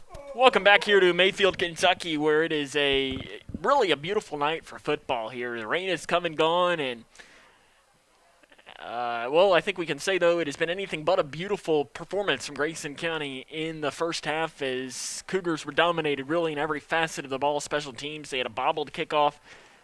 Defense struggled defending the passes. Big play as Graves County in their last, 3 possessions ran only about 8 plays, had a 57-yard touchdown, a 64-yard touchdown, and a 55-yard touchdown. It's 24-0 is the score here at halftime as Graves County retakes the field. Grayson County took the field here just a minute ago, and this is going to show a lot about a team. You can get some teams where 24-0 will very quick turn into 36-0. We're in a running clock and we go home early. Or you can get a team that makes this a game. 24 points, you saw Graves County put it up there. You can get a stop, get a touchdown, get another one, and at least make this game respectable. Because right now, it's been anything but that. Grayson County's got to find something to do on offense, get Caden Woodcock going, find some passing attack, which they've had a little bit of success doing. But the main thing, you can't keep having the turnovers. Fumble, turnover on downs, 2 of those, and also an interception. We'll take a break, come back, the second half of action, Grayson County and Graves County. Cougars trail 24-0. This is Cougar football on K105.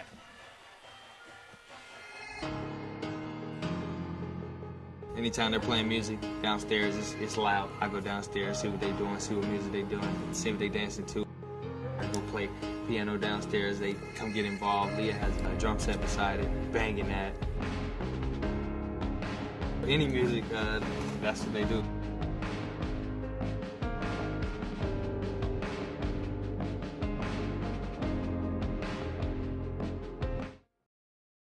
What's the FAFSA? I have no idea what FAFSA stands for. Yeah, I've heard a couple of people at school talk about it, but I haven't actually had like a conversation about it. When I'm preparing for college, my top priorities are how to pay for it. They're really focused on getting you to the college level. They're not really focused on getting you through college, so they don't really talk about the financial aid or FAFSA. The free application for federal student aid is the first step, and it just got easier. Visit knowhowtogoky.org to find out more. Being prepared is a part of who you are, but it's especially important in the case of a disaster. Be informed about possible emergencies in your area. Make a plan that covers where you'll go in an emergency. Build a kit with the things you need to survive. There's no one more capable of planning for your situation than you. Start your plan today. Go to ready.gov/myplan. Oh, that's a bad call. That was a great call. That's the worst call I've ever seen. Great call. Horrible. It's a horrible call. Sports fans don't often see things the same way. Terrible call. That was a good call. Terrible call. But there's one call everyone can agree on. Call 811 before you dig, the free service that helps you avoid utility lines while you're digging. Know what's below. Call 811 before you dig. Safety!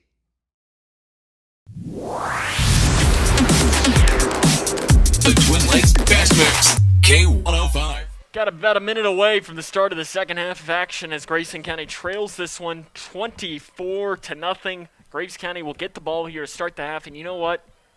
You know what I draw up here to start off with? Onside kick. I think you need something to happen to go your way, or maybe even what you did there against Muhlenberg County a couple of weeks ago, where you have the unintentional onside kick. I'm not sure Jackson Kane could do that again, where he kicked it off the player's helmet. But you know what? I'd like one of those right now. Get the momentum back into orange. You need something when you're trailing 24-0. We'll run down some quick scores here as we are just getting ready to start back here. Greene County leads Thomas Nelson 34-14 early in the third quarter there. John Hardin all over Louisville Moore 49-0. Butler County leads Todd County 14-13. That score is at the half as Butler County, for our friends down there in Morgantown. Russellville leads our friends in Brownsville 21-9. That score is at the half. And that's really all of the scores that I have to bring you right now. The Owensboro Catholic game I saw just a few minutes ago was 7-all. The game is approaching the halftime as we'll see Owensboro in Litchfield here in 2 weeks. Next week, though, we'll be on the road in Hartford as it'll be Grayson County at Ohio County. Jackson Kane to kick this one away from left to right as we start the second half. Again, Graves County leads Grayson County 24-0. And it is a little onside kick, takes a big bounce, but Graves County picks it up at the 42-yard line. You know what? I like the call. The execution just wasn't necessarily there. So Eagles will get the ball placed on their own 43-yard line here at the start of the second half of action. The last three drives for Graves County. 55-yard touchdown, 64-yard touchdown, 57-yard touchdown after not a great punt from 16 yards. Cougar defense has got to look like they were in the first 4 weeks of the season instead of the first 2 quarters of this game. Shotgun formation for John Ben Brown, the quarterback for Graves County. He's had a lot of success. He'll hand it off to McKee, who's been fairly quiet. He's across the 50, across the 45. He's across the 45, and he's gone. 20, 15, 10, 5, touchdown. And the big play offense continues. 57-yard touchdown run by McKee. And we're 11 seconds into this game here in the second half. And we are an extra point and 5 points away from a running clock.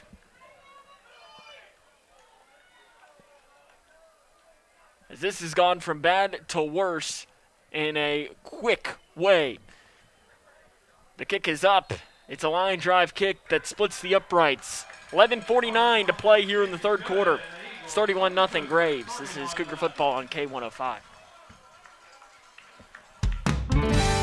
When caring for a family member, their state of health is continually on your mind. And when they're faced with a health concern, you'll do just about anything to make them feel better. Rest assured, their feel better starts right here at Midway Pharmacy. We take our time to get to know all about your family's health history so we can provide you with educated advice. So when someone's counting on you to help them maintain a healthy lifestyle or to overcome that untimely sickness, remember, your feel better starts here at Midway Pharmacy. That's a bad call. That was a great call. That's the worst call I've ever seen. Great call. Horrible. It's a horrible call. Sports fans don't often see things the same way. Terrible call. That was a good call. Terrible call. But there's one call everyone can agree on. Call 811 before you dig, the free service that helps you avoid utility lines while you're digging. Know what's below. Call 811 before you dig. Takes Graves County one play to score here in the second half, and they lead this one 31-0. Sam Gormley back here with you from Mayfield, Kentucky. As the opening kick here, really, it almost could say the opening kick of the second half. Woodcock bobbles it at the 24-yard line. He's across the 25, up across the 30, and he'll be brought down from behind by Mystic Mangrum on the play there for Graves County. And Grayson County will get the ball here with 11 minutes and 44 seconds to play in the third quarter. They trail 31-0. As I'm not sure that you could say anything has gone in the Cougars' way here tonight. I mean, I can't think of anything that comes to mind other than that one drive that ended in a turnover on downs. And since that point, it has just, the wheels have completely come off. Shotgun formation for Decker. It'll be a handoff to Woodcock. He tries to get to that left side, and he had nothing going at all, and it'll be no gain on the play back to the 34-yard line. 11:30 to play here in the third quarter. Remember to tune in to K105 here tomorrow as the Kentucky Wildcats will take on the Mississippi State Bulldogs. Official start time for that game will start at 6:30. You can hear all the action right here on K105. Shotgun formation again for Kaylor Decker. Handoff again to Woodcock, and Woodcock this time will get 1 yard up across that left side on the misdirection. But other than that, nothing else. So we'll get up to the 35, third down and long coming up for the Cougars. This game has a lot of feel of the game here in Mayfield last year where Grayson County got down and it just, the offense couldn't get going again. Brian Jones, I think, right now is just trying to find something to get to move this offense a little bit. Shotgun formation. Fakes the handoff, ball's out, Decker falls on it, and it will end up, not turn out to be a Graves County picking that one up, but it will turn out to be a loss of about 3 back to the 33-yard line. So a punt will come here for Grayson County. First drive of the second half, not good at all for Grayson County. Back to punt will be Caden Woodcock. Good snap and a nice punt. Spinning, that's going to take a bounce at the 37-yard line. Takes a Grayson County bounce. Joey Clemens will down it near the 30-yard line. So if we want a positive, that was a 37-yard punt by Grayson County. So 9 minutes and 50 seconds to play here in this third quarter. Again, Eagles of Graves County leads Grayson County 31-0.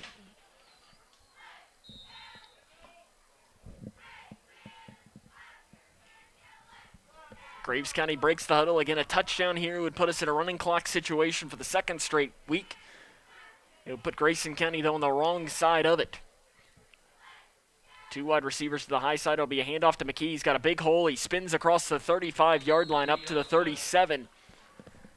He'll pick up about 6 yards in the run. 2nd down and 4 coming up for the Eagles of Graves County, who, again, in their last 4 drives, 4 plays and a 57-yard touchdown.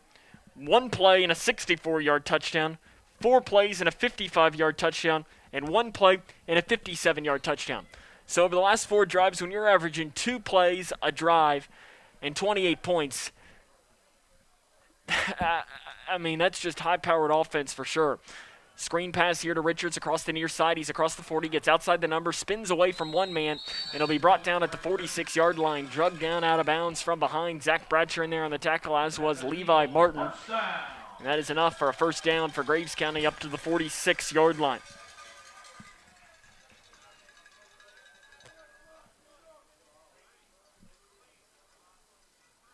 Score here, middle of the third quarter, Nelson County and Breckenridge County all tied up at 14.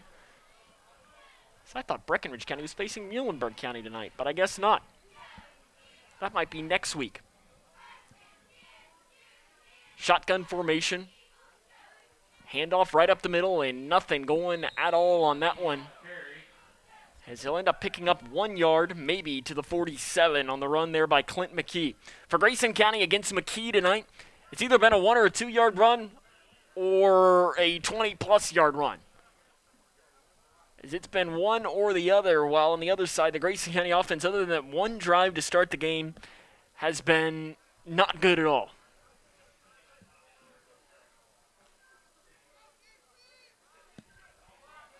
So trips out to the right side. One wide receiver, Race Richards, is down here to the near side. Shotgun formation for Brown. The running back is to his left. Brown will pass, steps up, throws over the middle, and a diving attempt at the catch is incomplete, as it was intended for Kendall Lawrence, and it falls incomplete. And that'll bring up second down and 10. So that was a post route. Not a bad ball, as he put it to where only his wide receiver could get it. But it just led him too much and a little bit too low.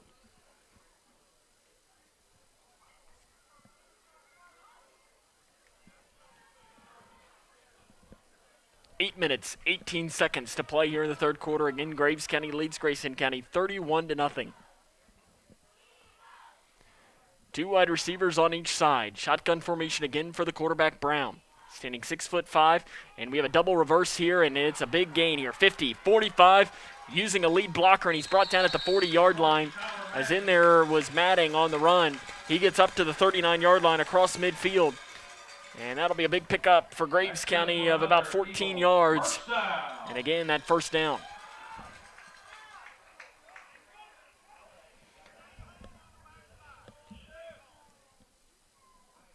You can see some major frustration on that sideline for Grayson County, as Graves County has been able to do whatever they want in this game. Trips to the right side. 1 wide receiver down here to the near side. Again, the shotgun for the quarterback, standing 6'5", John Brown. 4-step drop, steps up in the pocket. He is a man throwing down the field, and incomplete, as he split 2 defenders and threw it down to Race Richards, and it falls incomplete. Hunter Tom's in there on the coverage. It does fall incomplete, though. The thing with Graves County tonight is when they've had a pass completion, it's been a big play. I'm not sure. I think there was one screenplay that Grayson County blew up down here to the right. But other than that, the secondary has struggled here tonight. As here comes the second down and 10 play. Ball placed on the Grayson County 40-yard line. Handoff to McKees across the 35, across the first down marker, brought down at the 29-yard line by Grayson County. And that is enough for the first down for the Cougars. It's in there on the tackle was Michael Wood for Grayson County. That's good for another Eagle. So the 29-yard line, 7.5 minutes to play here in the third quarter. Again, Graves County leads Grayson County 31-0. Grayson County next week will be on the road at Ohio County before hosting Owensboro Hart County, and then finishing up the regular season at Nelson County on November the 6th. 2 wide receivers on each side for the senior quarterback, John Brown. He has the running back to his left. He sends all men out. Steps in the pocket. He throws, and it's incomplete through the hands and intended for Kendall Lawrence. And it falls incomplete. So 2nd down and 10 now coming up here for Graves County, and he was wide open. And if Hunter Toms, and it wasn't his fault, if he would have been about 3 or 4 yards behind the wide receiver, he might have had a shot at a pick six. He would have had a chance at a wide open interception. He had a whole lot of green grass in front of him. And that would have been perfect just to get something good to come out of this game so far. 2 wide receivers to the right side, 1 here to the near side. Shotgun formation for Brown. He sends a man in motion who just slides over a little bit. It'll be hand off to McKee. He's hitting the backfield and driven backwards for no gain on the run. Ben Rogers in there on the tackle for Grayson County. First time we've called his name tonight, and they're ending up going to give him a gain of 1 yard on that play, maybe even more towards half a yard. So 3rd down and long 9, short 10, depending on how you want to look at it. Trips to the right side. 1 wide receiver to the near side. Brown scans the defense as the Cougars are loading up the box a little bit as they have 3 men in the secondary. Brown will pass, 4-step drop, steps up in the pocket, throws off into the flat. It's complete at the 20-yard line, diving across the 1st down marker. And it will be enough there for the 1st down as it was intended for Mason Grant. And he gets it up to the 17-yard line, a pickup of 9 yards. Just enough for the 1st down for Graves. 6 minutes to play here in the 3rd quarter. 31-0 is the Graves County lead over Grayson County. They break the huddle and slowly move towards the line.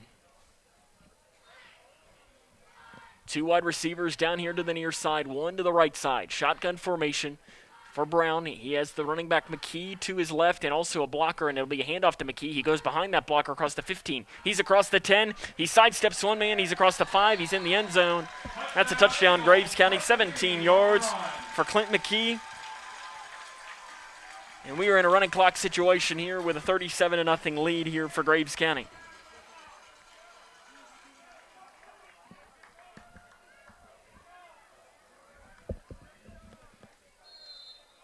Really, since Grayson County was stopped deep into Graves County territory on the 4th down play, this game has been completely dominated by Graves County. Good snap, the kick is up, and he put it through. 38-0, Graves leads. This is Cougar football on K105. Being prepared is a part of who you are, but it's especially important in the case of a disaster. Be informed about possible emergencies in your area. Make a plan that covers where you go in an emergency. Build a kit with the things you need to survive. There's no one more capable of planning for your situation than you. Start your plan today. Go to ready.gov/myplan. How prepared is your family if disaster shows up at your doorstep? You can't just turn away a natural disaster. That's why it's important to go to ready.gov/plan before they show up. It has the tools and tips you need to make an emergency plan with your family. So if disaster comes knocking, let's go. You'll be ready to help keep your family safe. It's just a pizza. Yes! Make a plan today. Well, we're in a running clock situation, so this next 18 minutes will go by fairly quick as Grayson County, barring the most miraculous comeback maybe in the history of the KHSAA, will fall tonight to 4-1. The deep kick is caught over the back shoulder and bobbled again by Joey Clemens as both Cougar return men have struggled as Clemens caught it back at the 8-yard line and returns it up the far side up to about the 21 or 22-yard line. 5 minutes, 23 seconds to play here in the 3rd quarter of this game, and they'll officially place this down back at the 20. I mean, special teams have been a struggle as Cougars have just not been able to return kicks very well at all. Score update to bring you Owensboro on top of Owensboro Catholic, 14-7. Games early in the second half from Steele Stadium on the campus of Kentucky Wesleyan. I formation. It'll be a handoff to Woodcock. He's across the right side, right up the middle, breaks through the second level of the defense across the 25-yard line and gets it up to the 30, to the 27 or 28. And we have a man back down in injury for Grayson County. I believe that might be Mason Miller. Back to the 27-yard line, so it is a 7-yard pickup. And that's the last thing that Grayson County would want after the injury here to one of their main running back in the backfield. Mason Miller down for the Cougars. Brian Jones comes over to talk with him, and the trainer is out from Graves County to look at him as well. Try to see if we can't bring you some scores. Belfry on top of North Hardin, 20-0. That score is with 1 minute left in that game, but North Hardin is driving. So it sounds like a good game happening deep in the mountains of eastern Kentucky. Again, Owensboro on top of Owensboro Catholic, 14-7. That game is in the third quarter. DeSales leads St. X 21-7. That game was scheduled, I believe, yesterday. So a 24-hour notice for the two teams to play, and DeSales taking advantage early on in that game. Apollo leads Henderson County 14-7 halfway through the third quarter. And trying to see if there isn't any other score updates that we can bring you. Again, Breckenridge County was tied with Nelson County in the third quarter. Greene County on top of Thomas Nelson. That game is in the third quarter of that one as well. And other than that, that's really all of the scores that we have to bring you going on right now, as Mason Miller is helped up right now, and he's being helped off the field. And that's, I mean, you don't need any injuries, obviously, for either side of the ball, but he is not a player that Grayson County needs injured as well. I mean, we talked about it in the open with Coach Jones about how important the fullback position is for his offense, and he had a couple really nice runs, had Mason Miller here tonight. Let's hope that that is nothing too serious at all for Grayson County.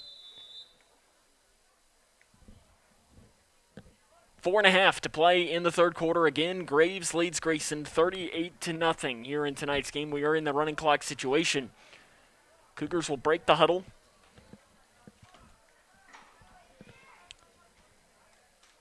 And they're going to go in that offset I formation.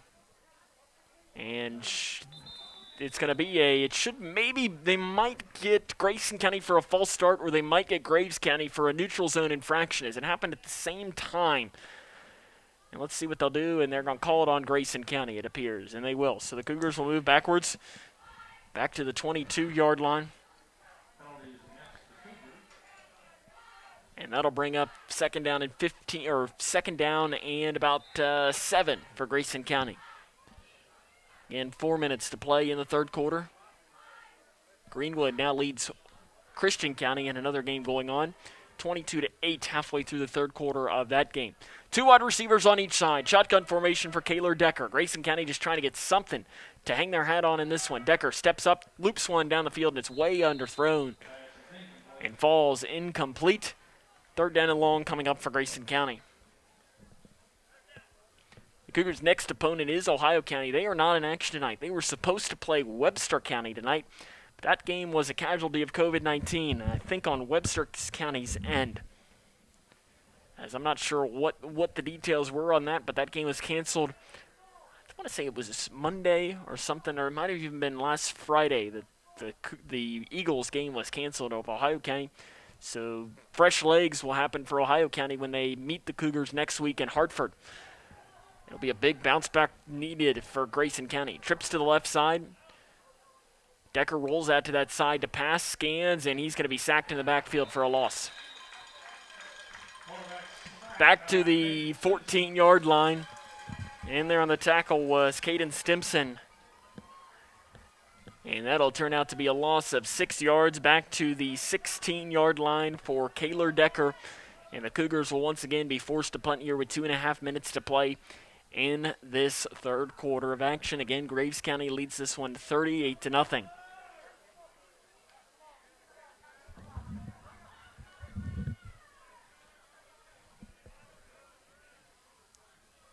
To see here, Barron County leads Central Hardin 14-13.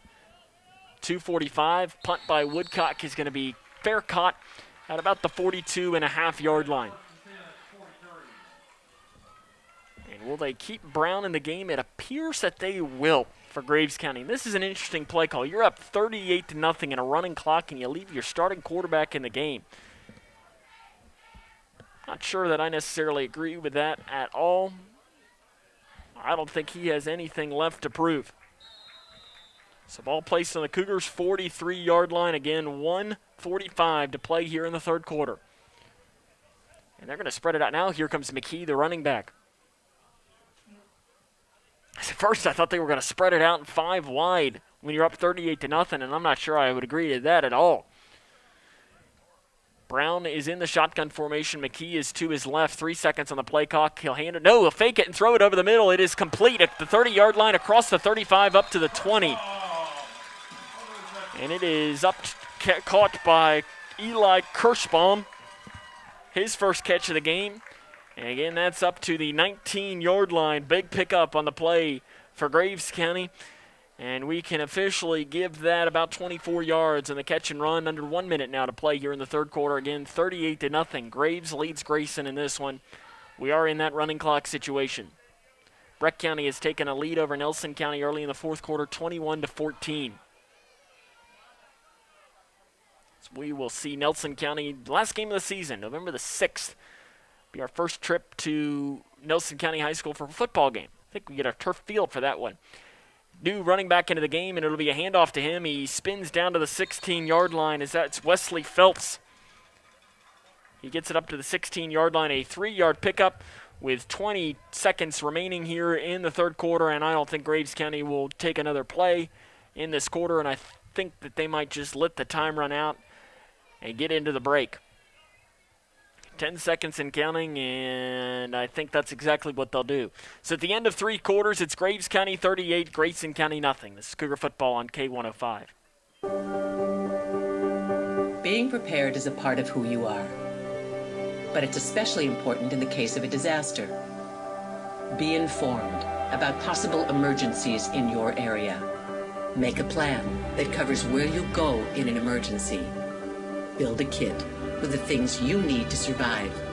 There's no one more capable of planning for your situation than you. Start your plan today. Go to ready.gov/myplan. There are everyday actions to help prevent the spread of respiratory diseases. Wash your hands. Avoid close contact with people who are sick. Avoid touching your eyes, nose, and mouth. Stay home when you are sick. Cover your cough or sneeze. Clean and disinfect frequently touched objects with household cleaning spray. For more information, visit cdc.gov/COVID-19. This message brought to you by the National Association of Broadcasters and this station. Here of this fourth quarter. Graves County leads Grayson County 38-0.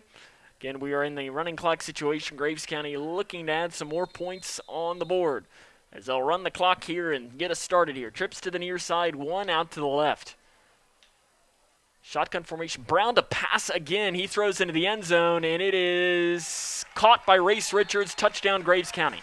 Tell you what, I don't know why you're throwing the ball in this situation. You're in a running clock situation, up 38-0. And it is a 16-yard pass completion, and Graves County now leads this one 44-0.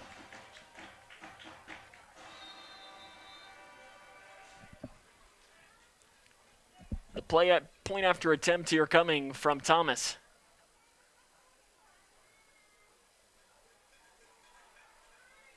As it is, the snap is up, good snap, kick is up, and it is good. 45-0, Graves leads. Cougar football on K105. Being prepared is a part of who you are, but it's especially important in the case of a disaster. Be informed about possible emergencies in your area. Make a plan that covers where you'll go in an emergency. Build a kit with the things you need to survive. There's no one more capable of planning for your situation than you. Start your plan today. Go to ready.gov/myplan. How prepared is your family if disaster shows up at your doorstep? You can't just turn away a natural disaster. That's why it's important to go to ready.gov/plan before they show up. It has the tools and tips you need to make an emergency plan with your family. So if disaster comes knocking, let's go. You'll be ready to help keep your family safe. It's just a pizza. Yes! Make a plan today.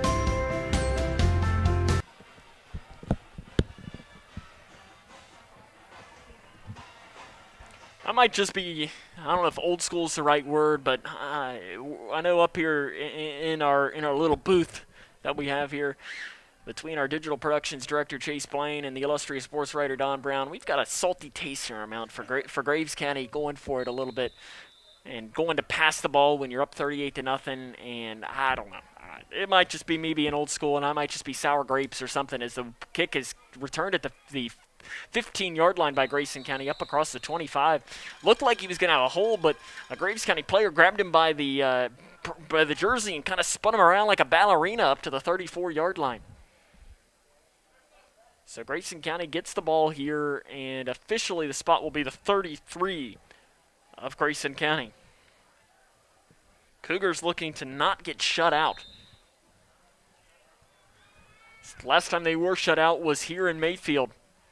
In fact, the Grayson County offense has not scored an offensive touchdown against Graves County since that playoff game last year. It's almost gone 3 games. Handoff up across that right side and being shoved out of bounds at about the 35-yard line is Caden Woodcock on the run. And looks like they're going to give him up to the 36. So a 3-yard pickup there for the senior running back, Caden Woodcock. We appreciate everyone for tuning in tonight on K105 Digital Productions. Oh, many didn't want to make the trip here to Graves County tonight, so we did it for you. 2 wide receivers on each side. Shotgun formation for Decker. He'll hand it off to, keeps himself right up the middle, up across the 40-yard line towards that first down marker. And it is up to about the 42 or 43-yard line. He needed to get to the 43 for the first down. He only got to the 42. 6-yard pickup, 10 minutes to go in tonight's game. Again, Graves County with a 45-0 lead over Grayson County.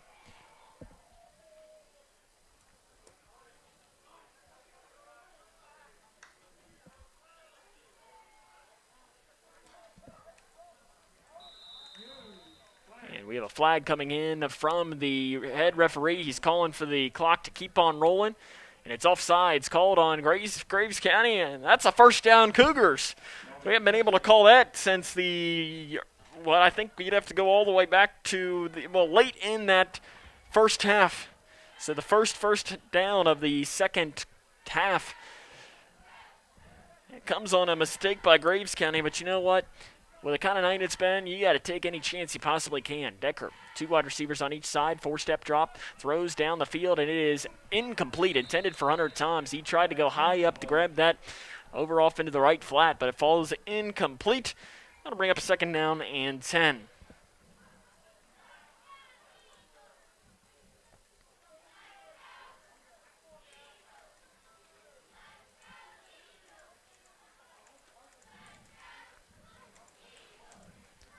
Cougars breaking the huddle here, 8 minutes and 45 seconds and counting now to play. Again, Graves leads Grayson 45-0.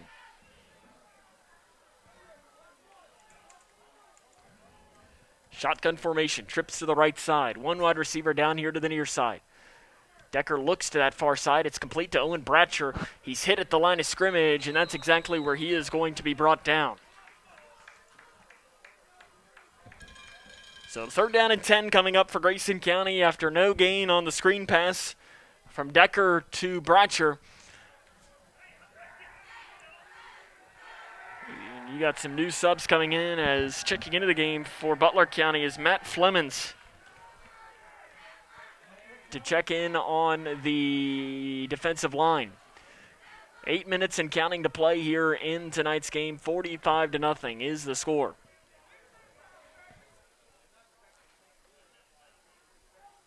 McCracken County and Bowling Green are playing. Bowling Green on top of McCracken, 7-6, halfway through the 3rd quarter. Decker to pass, steps up in the pocket. He lets one fly, and it is off the hands and incomplete. intended for Hunter Toms on the post route, and it'll be 4th down here coming up, and looks like Grayson County is going to punt this one away. I know I talked about this at a point last year in the Graves County, and it wasn't quite as big of a blowout as it was then. I hate, you know what, you're down 45-0. Why not go for it? And I know it's 4th down and 10. It's not necessarily the most ideal situation. You don't want Graves County to put more points up on the board, but sometimes you just need something to go your way. Woodcock will punt this away. Graves County's player is standing back at the 27-yard line. Low snap. He gets it away, and it's kicked straight up into the air, and he shanks it. And it's actually going to take a Grayson County bounce to the 35-yard line, and it's going to roll up to the 28 as a big bounce there on the spinning kick. And it will be Eagle football here with 6 minutes and 40 seconds to play in tonight's game.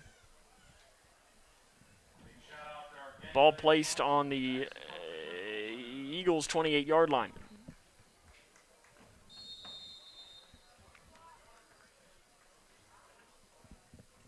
Apollo leads Henderson County 14-13. 6 minutes to play in that one.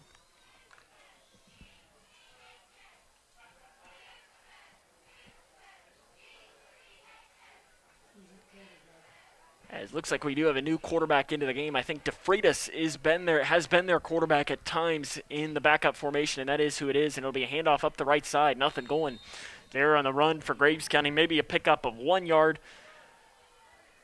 up to the 29-yard line. Drake DeFreitas is into the game here at quarterback for Graves County. On the season, he's attempted 2 passes, has not completed either one. I'm not sure who the new running back is in the game. It might still be Wesley Feltz. He had a carry last drive, but entering today's game, he had 2 carries for 8 yards. Feltz is also listed as a quarterback on this team, but right now lined up as one of the running backs. DeFreitas, again, is the quarterback. Under 6 minutes to play in tonight's game, Graves leads Grayson 45-0. Handoff to the running back Feltz. He gets a hole across the left side. He's outside the numbers across the 40, sidestepping out of bounds near the 45-yard line. Big run on the run there by the junior running back / quarterback. And it's back to the 39-yard line, 10-yard pickup, 1st down, Graves County. Again, Grayson County next week will travel to Ohio County. As that game will start at 7 o'clock. You'll be able to listen to it right here on K105 and watch it on K105 Digital Productions. And week after that, it'll be a home game against Owensboro. So it doesn't get any easier here over these next couple of weeks. Shotgun formation again for DeFreitas. The running back is to his left. Ball's out, and it's picked up by Feltz on the bounce, and he's smashed down immediately after doing it. And they blew it dead, and a Graves County player had it and was coming down here to this near side as somehow James Swindle, a freshman running back, came down with it, and I'm not really sure what happened there. As they called him down, but then he somehow came out of the pile with the ball, and it looked like he wasn't even down, is what he said. But I guess when it's a 45-point game, it really doesn't matter. Score update to bring you from Edmonson County High School. Russellville has taken a 27-16 lead at the end of the 3rd quarter. But Edmonson County is knocking on the door. Ball placed on the 3-yard line. Is that and a handoff again to Graves County, and nothing going on that. Swindle was there on the carry again, and he will not gain anything. So Edmonson County knocking on the door of that one, trying to come back against Russellville. Game being played in downtown Browntown. Breck County leads Nelson County 28-14 early in the 4th quarter. In Grayson County, we'll see the Cardinals later on this season. Grayson County dominated them, similar to the way Graves County is dominating Grayson County tonight, is what Grayson County did to Nelson County last season. 2 wide receivers to the near side, 1 to the left. Looping a snap, it's a handoff to the fullback Swindle, and he still stays on his feet, gets across the 40-yard line up to the 42, and Graves County is going to be forced to punt the ball with 3 minutes to play in tonight's game. Grayson County can try for a late touchdown to try and avoid being shut out.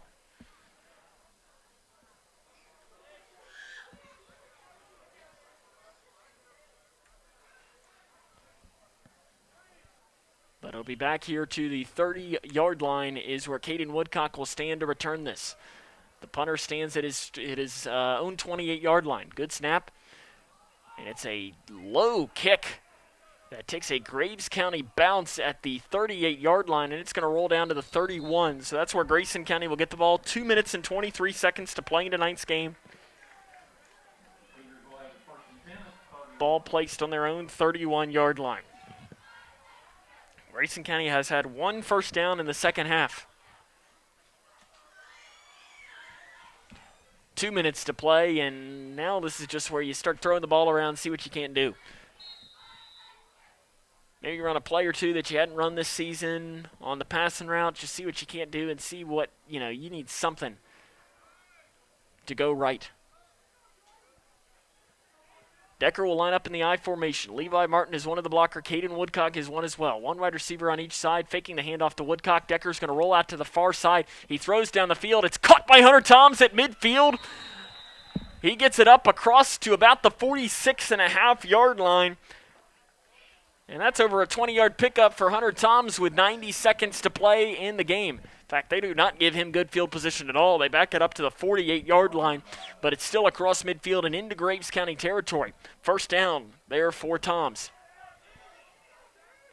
Quickly moving is Grayson County, trying to avoid being shut out. Shotgun formation. Decker steps up in the pocket, throws off into the flat. It's complete and breaking through across the 35-yard line up to the 32. And how about Grayson County's offense starting to move the ball a little bit? That was Hunter Toms again there on the completion up to the 32-yard line. 16-yard pickup, 45 seconds to play in tonight's game. Can Grayson County avoid being shut out here for the second straight time against Graves County here in Mayfield? After they ran like crazy against them here 2 years ago. Decker steps up in the pocket with 30 seconds left. It's complete into the flat, and it's brought down at the 29-yard line. Will Grayson County maybe use a timeout or something? It doesn't appear so. They're going to let the clock roll here with 18 seconds to play. And it might just be, let's see if we can't throw one to the end zone here for one last play. Decker in the shotgun formation. Two wide receivers on each side.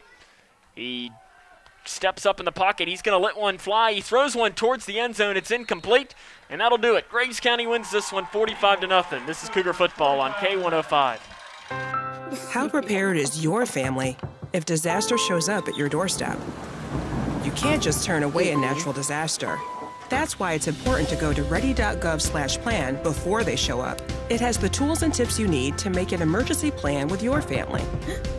So if disaster comes knocking, let's go. You'll be ready to help keep your family safe. It's just a pizza. Yes!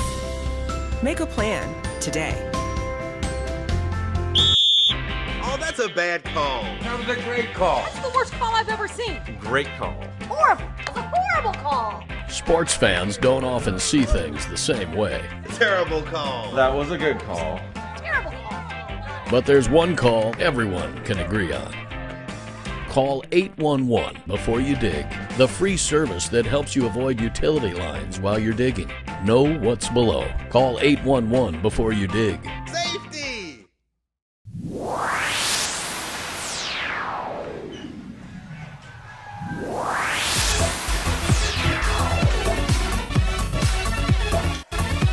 The Twin Lakes Best Mix, K105. Grayson County falls tonight by a final score of 45-0 to Graves County. Nothing really went right for the Cougars. I'll tell you what happened tonight, run down some scores from around the region, hopefully talk with the head coach of the Cougars, Brian Jones, coming up. As we'll jump into the fifth quarter show after this. This is Cougar football on K105. How prepared is your family if disaster shows up at your doorstep? You can't just turn away a natural disaster. That's why it's important to go to ready.gov/plan before they show up. It has the tools and tips you need to make an emergency plan with your family. So if disaster comes knocking, let's go. You'll be ready to help keep your family safe. It's just a pizza. Yes! Make a plan today.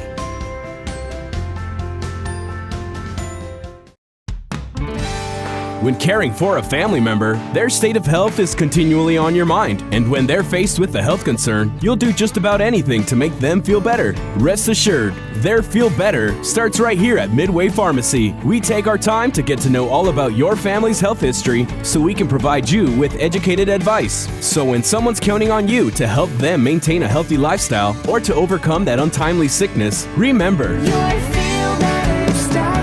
at Midway Pharmacy. When I was a kid, my dad would hold a nickel in one hand and a dime in the other and ask, which one is bigger? Of course, the nickel was bigger, but the dime was worth more.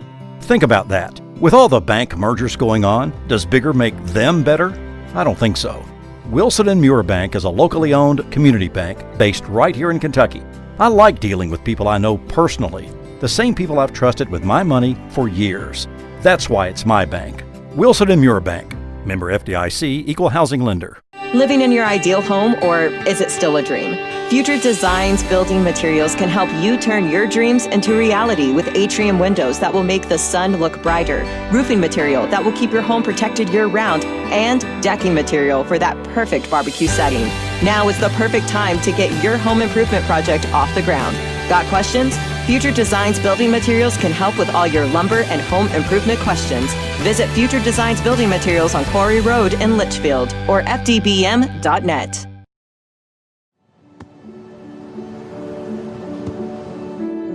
I don't remember how it started. Go to that. Our back and forth. It always came back. Dad! You probably don't remember what you told me, That was perfect. but I heard every word.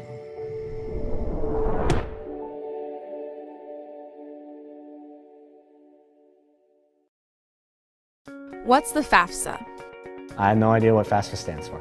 Yeah, I've heard a couple of people at school talk about it, but I haven't actually had like a conversation about it. When I'm preparing for college, my top priorities are how to pay for it. They're really focused on getting you to the college level. They're not really focused on getting you through college, so they don't really talk about the financial aid or FAFSA. The free application for federal student aid is the first step, and it just got easier. Visit knowhowtogoky.org. Anytime they're playing music downstairs, it's loud. I go downstairs, see what they're doing, see what music they're doing, see what they're dancing to. I go play piano downstairs, they come get involved. Leah has a drum set beside it, banging that. Any music, that's what they do.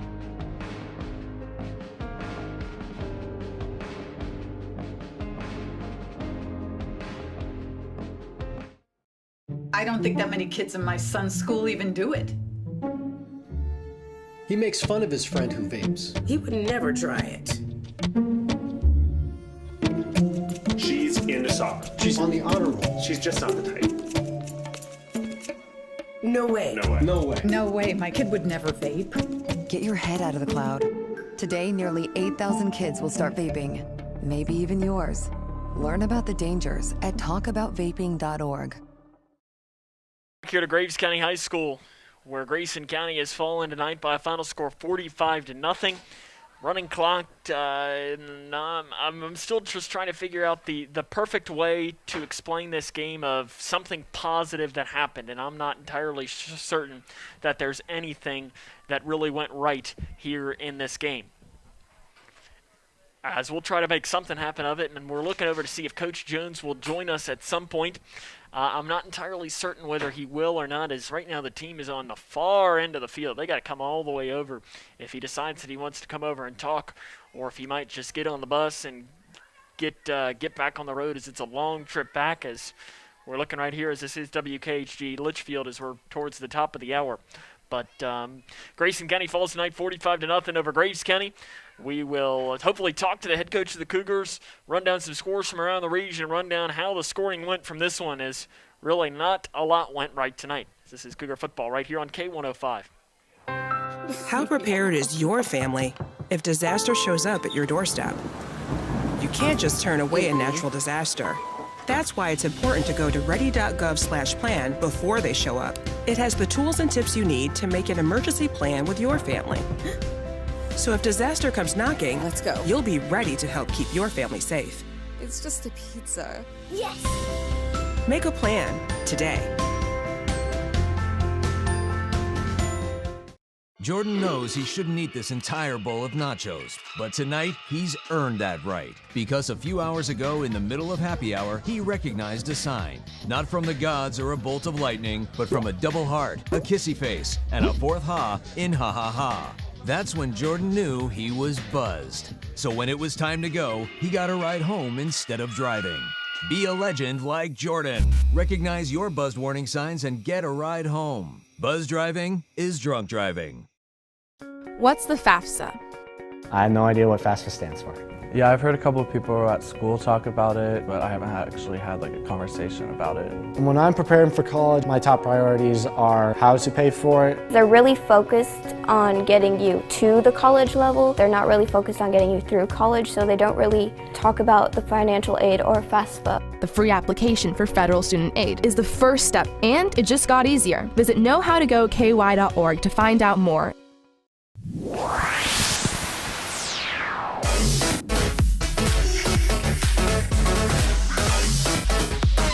The Twin Lakes Fast Mix, K105. Grayson County falls tonight by a final score of 45-0 here against Graves County. And again, this was just one of those nights where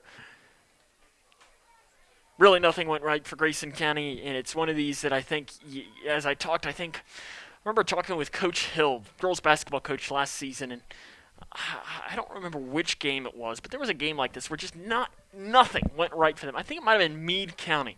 I remember that they thought the game was going to start at one time, but it was actually an hour later, so they got there way too early. And I remember talking to him, is this just one of those that you take the tape, light it on fire, and just pretend that it never even happened? And he kind of said yes. I'm not sure whether Coach Jones believes in that or not. In fact, Coach Jones is making his way up the steps right now. So we're going to take a break. We're going to come back and talk with Coach Jones after this, as this is going to be Cougar football right here on K105. How prepared is your family if disaster shows up at your doorstep? You can't just turn away a natural disaster. That's why it's important to go to ready.gov/plan before they show up. It has the tools and tips you need to make an emergency plan with your family. So if disaster comes knocking, let's go. You'll be ready to help keep your family safe. It's just a pizza. Yes! Make a plan today.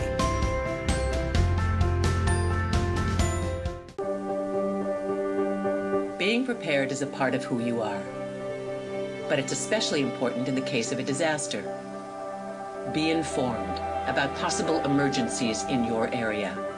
Make a plan that covers where you'll go in an emergency. Build a kit with the things you need to survive. There's no one more capable of planning for your situation than you. Start your plan today. Go to ready.gov/myplan.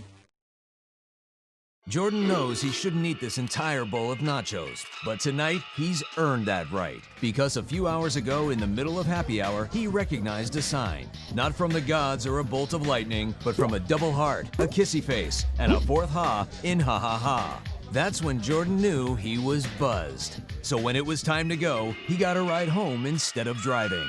Be a legend like Jordan. Recognize your buzzed warning signs and get a ride home. Buzz driving is drunk driving.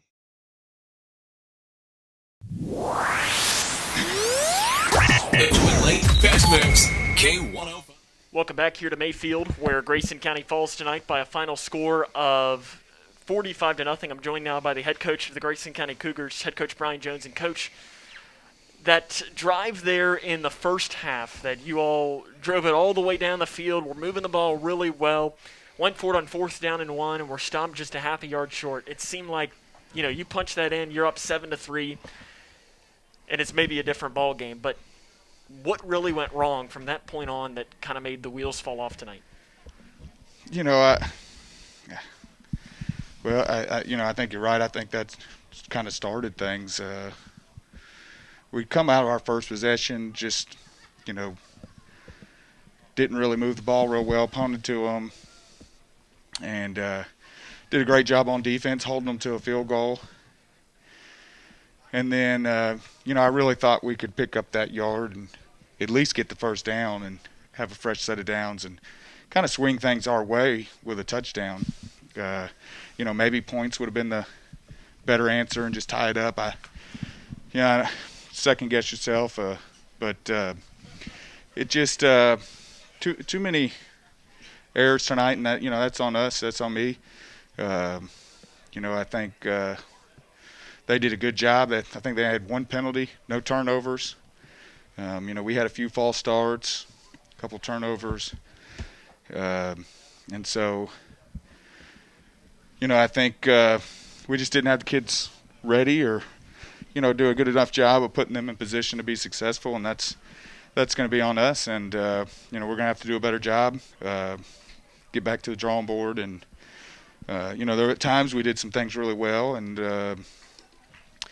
at times we just didn't execute real well, and so we've got to do a better job preparing them and get ready, I guess, now for Ohio County, and hopefully things work out. Maybe we'll be back here second week in November.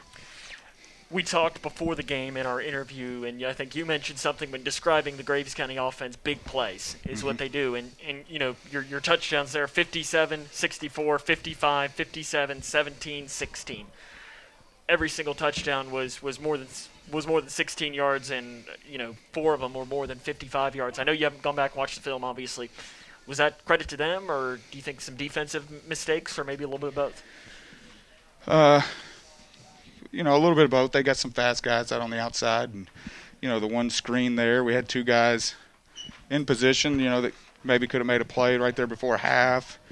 The one before that was the long pass over Woodcock's head, and we're in cover 3, and so he's got deep coverage, and the guy just ran by him. He's got a lot of speed, and just kind of caught us flat-footed, and their quarterback's got a tremendous arm, generally pretty accurate, throws a good deep ball, and so it's our first real test in the pass game, and got exposed in some areas, and so there's no doubt we should come out better because of this. I mean, I think learn a lot about ourselves, get back to the drawing board and make necessary changes to be more successful from here on out. And that's all the way around. We got to do a better job of getting the kids ready. And because, tonight I didn't feel like we were fully ready on either side of the ball. McKee kid runs hard, but, they did a lot of what we thought they'd do, and we just got to do a better job game planning for what they do. You touched on that a little bit, and you never want to lose 45-0. Absolutely not. But Is sometimes losing 45-0 a good thing for a team? That's kind of a wake-up call. Well, I talk to the kids about complacency and being satisfied, and it's real easy when you're 4-0 and you've only given up 12 points and you've got all these rushing yards, and and kind of at times get away with a lesser level of execution but still see success. You get kind of that false sense of, hey, this is still okay and it works. But then when you play a well-coached team, that's really tough, and play the toughest schedule as they have,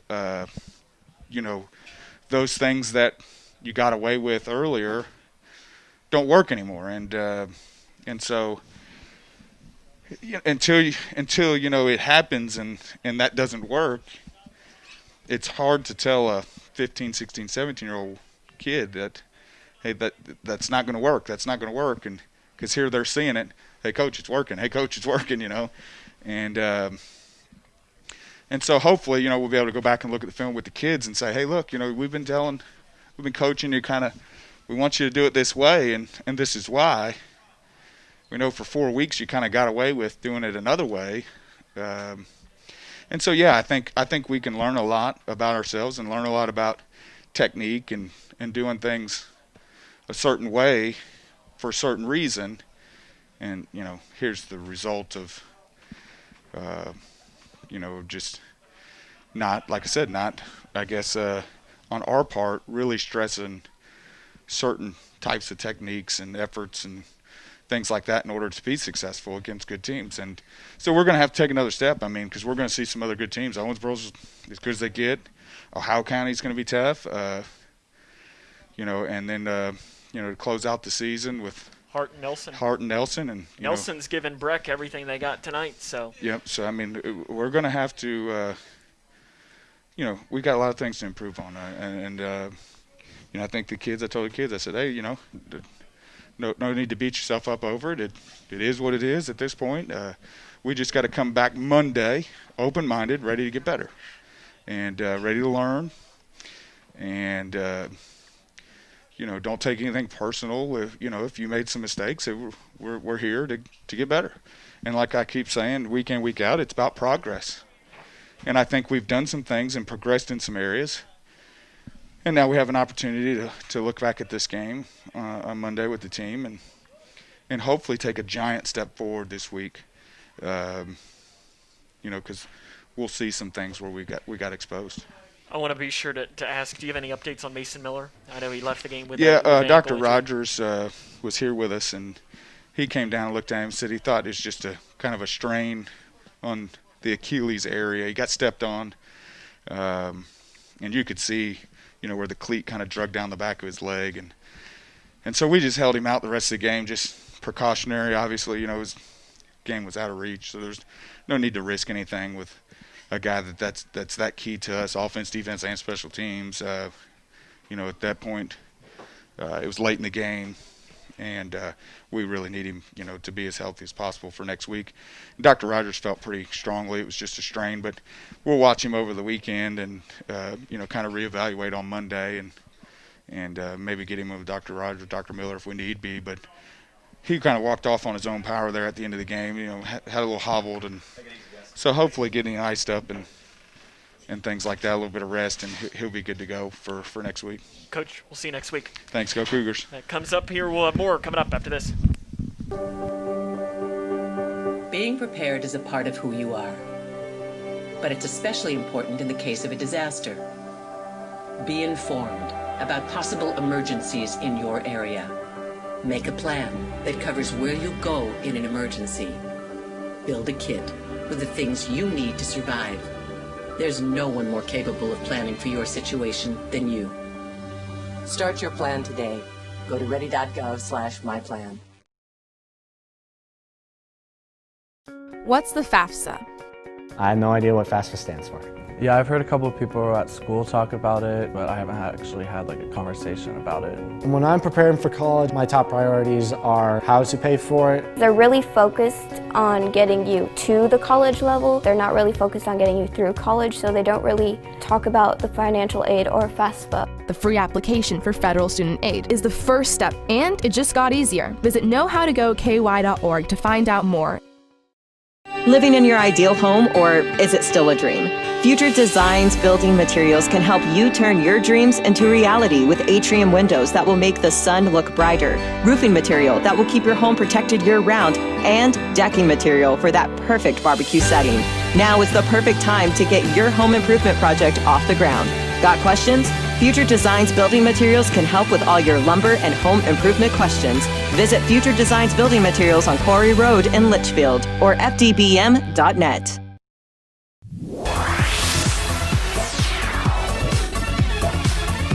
The Twin Lakes Best Mix, K105. Well, it wasn't the Grayson County Cougars' night here tonight, as they fall tonight by a final score of 45-0. I know that it just was one of those nights that, as Grayson County falls again by the final score here to 45-0, it just nothing went right. You have Graves County, after Cougars go 3 and out on their first drive, Graves County ends up taking a 12-play drive all the way down the field for a 35-yard touchdown, or 35-yard field goal that gave them a 3-0 lead. Then Grayson County answered, gets the ball all the way down to the 4-yard line. It's 4th down and 1. I know Coach Jones was second-guessing. You know what? If you'd put me in that situation again, I would have made the same exact play call. You got to trust your guys. 4th down and 1. You get that. You score a touchdown in that situation. You're up 7-3, and maybe this game ends completely differently. Again, we'll never know for certain, unless Grayson County can beat Ohio County next week, and in that case, you're maybe looking at yourself coming back here in a couple of weeks for another playoff game. Graves County, though, Cougars ended up holding them to a punt after having that turnover on downs, but then threw an interception in the end zone. And then that's when the floodgates opened up. 57-yard touchdown run by Clint Mckee. 64-yard pass from Brown to Grant. 55-yard pass from Brown to Grant. 57-yard touchdown run by McKee. 17-yard touchdown run by McKee. And a 16-yard reception by Race Richards. That was our scoring here by a final score here of 45-0. Grayson County next week will be back in action as they will travel to Ohio County. So we'll be in Hartford. Official start time for that game is 7 o'clock, so our locker room show will start at 6:30. Wherever you're listening or watching, we'll be right here with you for all of the action live from Hartford next week. And, I think the one word that you need to use over these next 7 days is bounce back. You can't let 1 turn into 2. Can't let 2 turn into 3 with Owensboro coming in. This is, I got to take the Rick Stansbury from WKU, one of his lines that he'd always love to use. This next game is the most important game of the season. Why is that? Because it's the next game. And that's the most important thing that you can say, is that it's the most important game because it's the one that's coming up. Bounce back can be the mentality for Grayson County, and they can do that. Ohio County is a really good team, but that doesn't mean that the Cougars can't come in there and play a really tough one, especially since Ohio County knocked them down last year. Revenge can be in the air again next week. That wraps up our coverage tonight here from Mayfield, where Grayson County falls. Again, I want to thank the K105 Digital Productions crew for all of their work. Your camera operator was Cody Brock, and your director was Chase Blaine. So on a night where the Grayson County Cougars fall to Graves County by a final score of 45-0, this is Sam Gormley saying, so long, everyone.